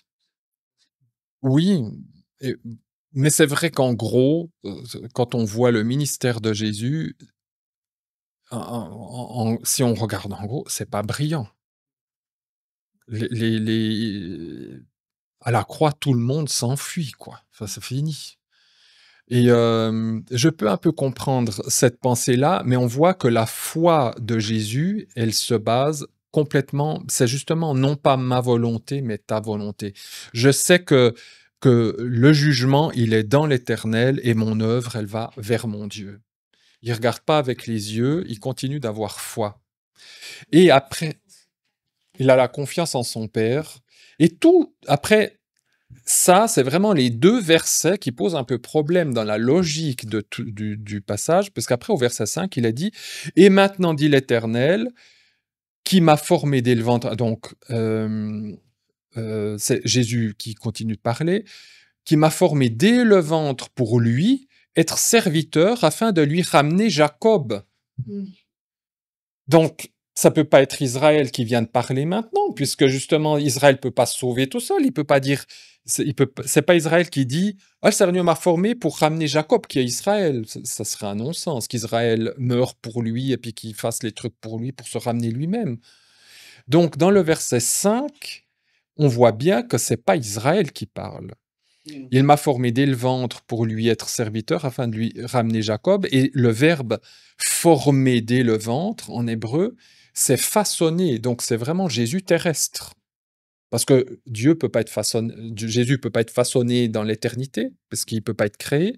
Mais là, c'est vraiment le Messie qui est façonné pour ramener Jacob. Et ensuite, il dit, quoi qu'Israël ne soit pas rassemblé.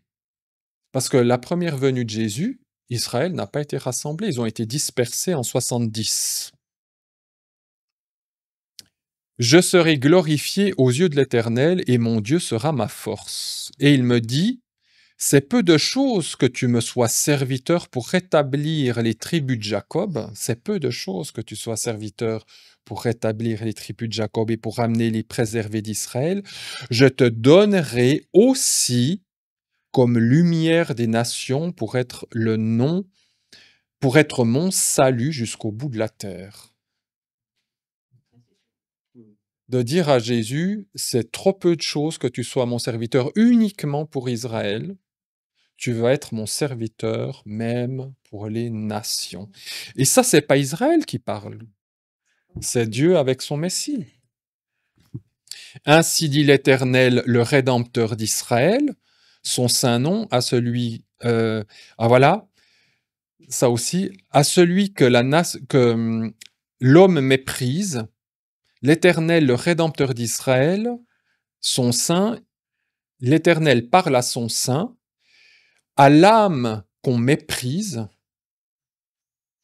à celui que la nation exècre, et quand on dit la nation, c'est Israël, donc c'est ce Messie rejeté, c'est la nation. Quand c'est Goy au singulier, c'est 100% Israël, à moins que ça soit mis la nation de.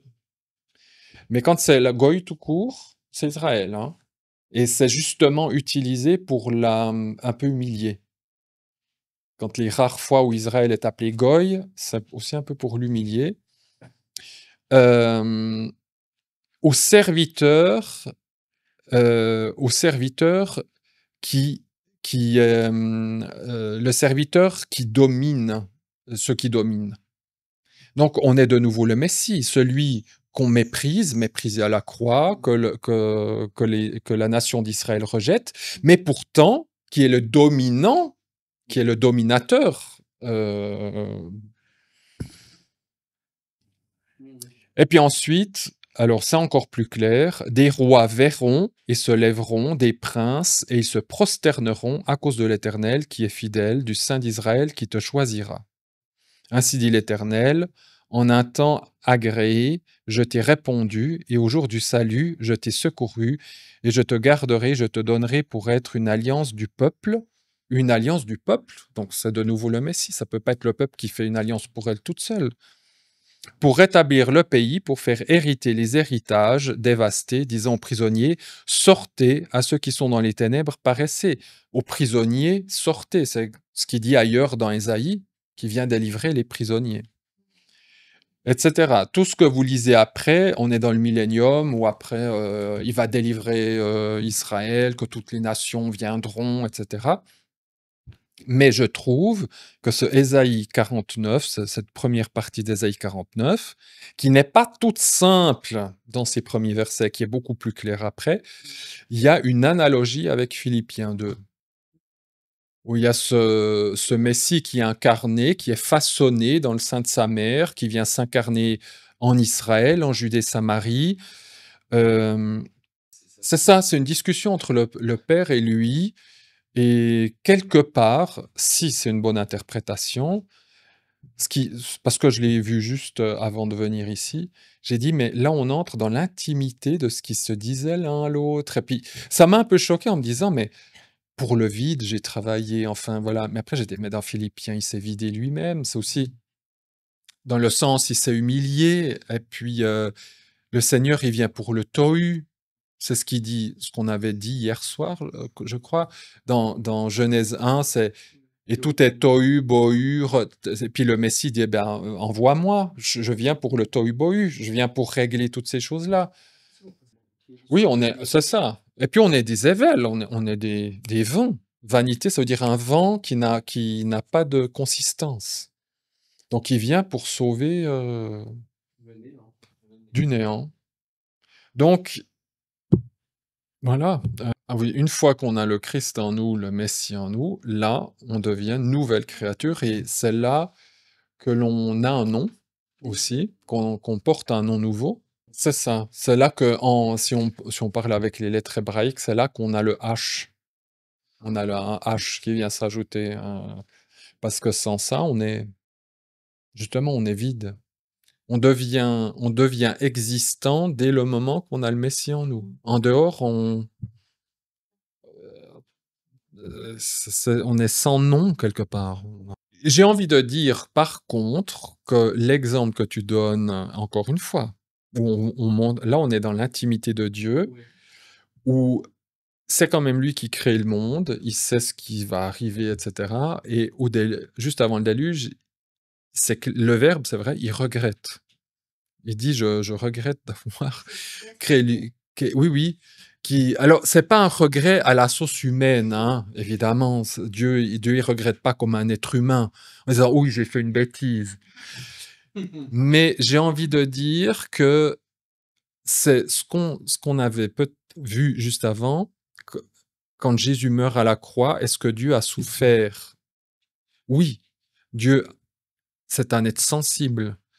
Et quand il a vu à quel point l'humanité, elle s'est égarée en si peu de temps, moi, je peux comprendre que Dieu a un regret, mais dans le sens de tristesse profonde.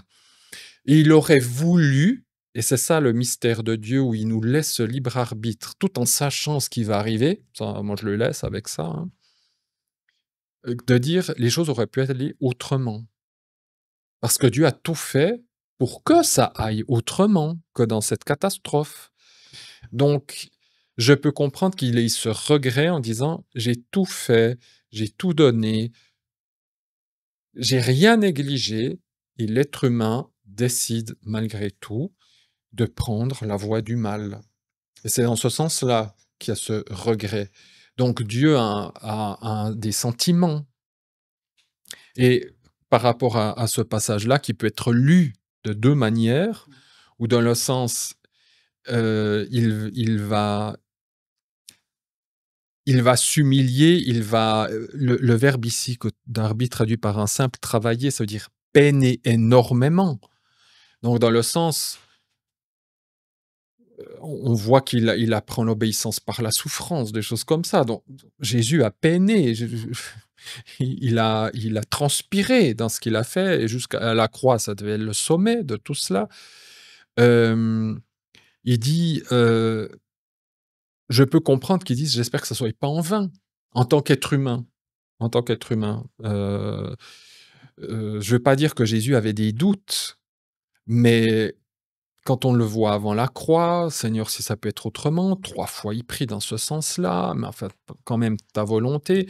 Je veux dire, si c'est quelqu'un qui est, comme peut-être on se l'imagine, il va dire: «Je vais faire comme ça, comme ça, comme ça». On voit bien qu'il est dans cet état humain aussi, où il peut être assailli de questions et de se dire: «Mais Seigneur, est-ce qu'il y aurait pas quand même une autre manière?» Dans le texte, il est dit: «Il était comme mort d'angoisse». C'est juste quand même Dieu. Donc je me dis: «Ah mais tu connais les prophéties, pourquoi tu devrais angoisser?» et cetera. Le texte nous dit bien: «Il est comme mort d'angoisse». Il était pris d'angoisse. Le Fils de Dieu, qui connaît ce qui doit lui arriver, il est plein d'angoisse. Donc, je peux bien penser que ça lui traverse l'esprit, mais j'espère que ça vaudra la peine. Oui, nous aussi, on a nos... Ouais. C'est pour ça, en ça, c'est ça. C'est pour ça que dans ce sens, on peut s'identifier à lui. Il a voulu s'identifier à nous. Il voulait pas de extra, de trucs. Il a voulu être comme nous et proche de nous et souffrir les mêmes questions, les mêmes. Si Jésus n'avait pas eu cette constance dans la prière avant, etc., mais il aurait lâché. Ça, c'est aussi un enseignement, pour moi, j'ai envie de dire, c'est de dire qu'il faut déjà aujourd'hui être dans la régularité avec lui, dans la prière et dans la relation, parce qu'un jour, il peut arriver quelque chose de plus fort et dangereux. Il faut rester dans la foi. Et quand on voit le Seigneur dans ce passage où c'est pénible, je suis là, mais si Jésus s'était reposé sur le simple fait, je suis le Fils de Dieu, puis que ça va aller, moi je pense qu'il aurait lâché à ce moment-là. Ça aurait pas fonctionné comme ça a fonctionné. Donc dans ce sens-là, je te rejoins, il s'est identifié à nous jusque-là. Mais ce passage, voilà, moi je me suis dit, je me trouve dans l'intimité de Jésus, quelque chose peut-être que je n'aurais pas osé penser. Mais justement, comme on peut le lire positivement et négativement, je mets entre guillemets, hein, mais positivement, il est aussi tout à fait recevable, dans le sens, il travaille pour ce que nous sommes, du vide, puis des Abel. Mais j'aime bien le Abel, parce que c'est vraiment cet homme qui attend tout de Dieu. Il sait qu'il est léger, qu'il ne vaut rien. C'est un peu ce sens-là qu'il a comme nom. Il a pas de consistance, mais il sait qu'il doit tout attendre de Dieu et que c'est Dieu qui va lui donner son poids. Donc le Seigneur est venu aussi pour ces Abel-là. Voilà, un peu de réflexion sur ce Ésaïe 49 à méditer, et puis que les auditeurs qui peuvent être choqués ou peut-être remis en question, on n'est pas là pour dire c'est la vérité, en tout cas je ne suis pas là pour dire c'est l'interprétation, c'est comme ça, mais comme ça ouvre quelque chose et puis à méditer. C'était une belle cerise dans le gâteau, ça, hein. Finir avec ce verset et réécouter tout ça, c'était d'une bogosité extrême. Merci tout le monde pour avoir resté avec nous encore 25 minutes. C'était pas mal, hein. Et félicitations, professeur, pour avoir tenu toutes les pages en 3 sessions. Chapeau! Yeah! C'était de toute beauté. Sincèrement, merci tout le monde d'être venu, tout le monde qui nous suit en ligne. Et si ça vous va, on va finir ça en prière également. Et pouvoir conclure avec tout ça. Amen. Amen. Bon, les amis, c'est fini. Et on dit au revoir à tout le monde qui est en ligne. Bon, bye!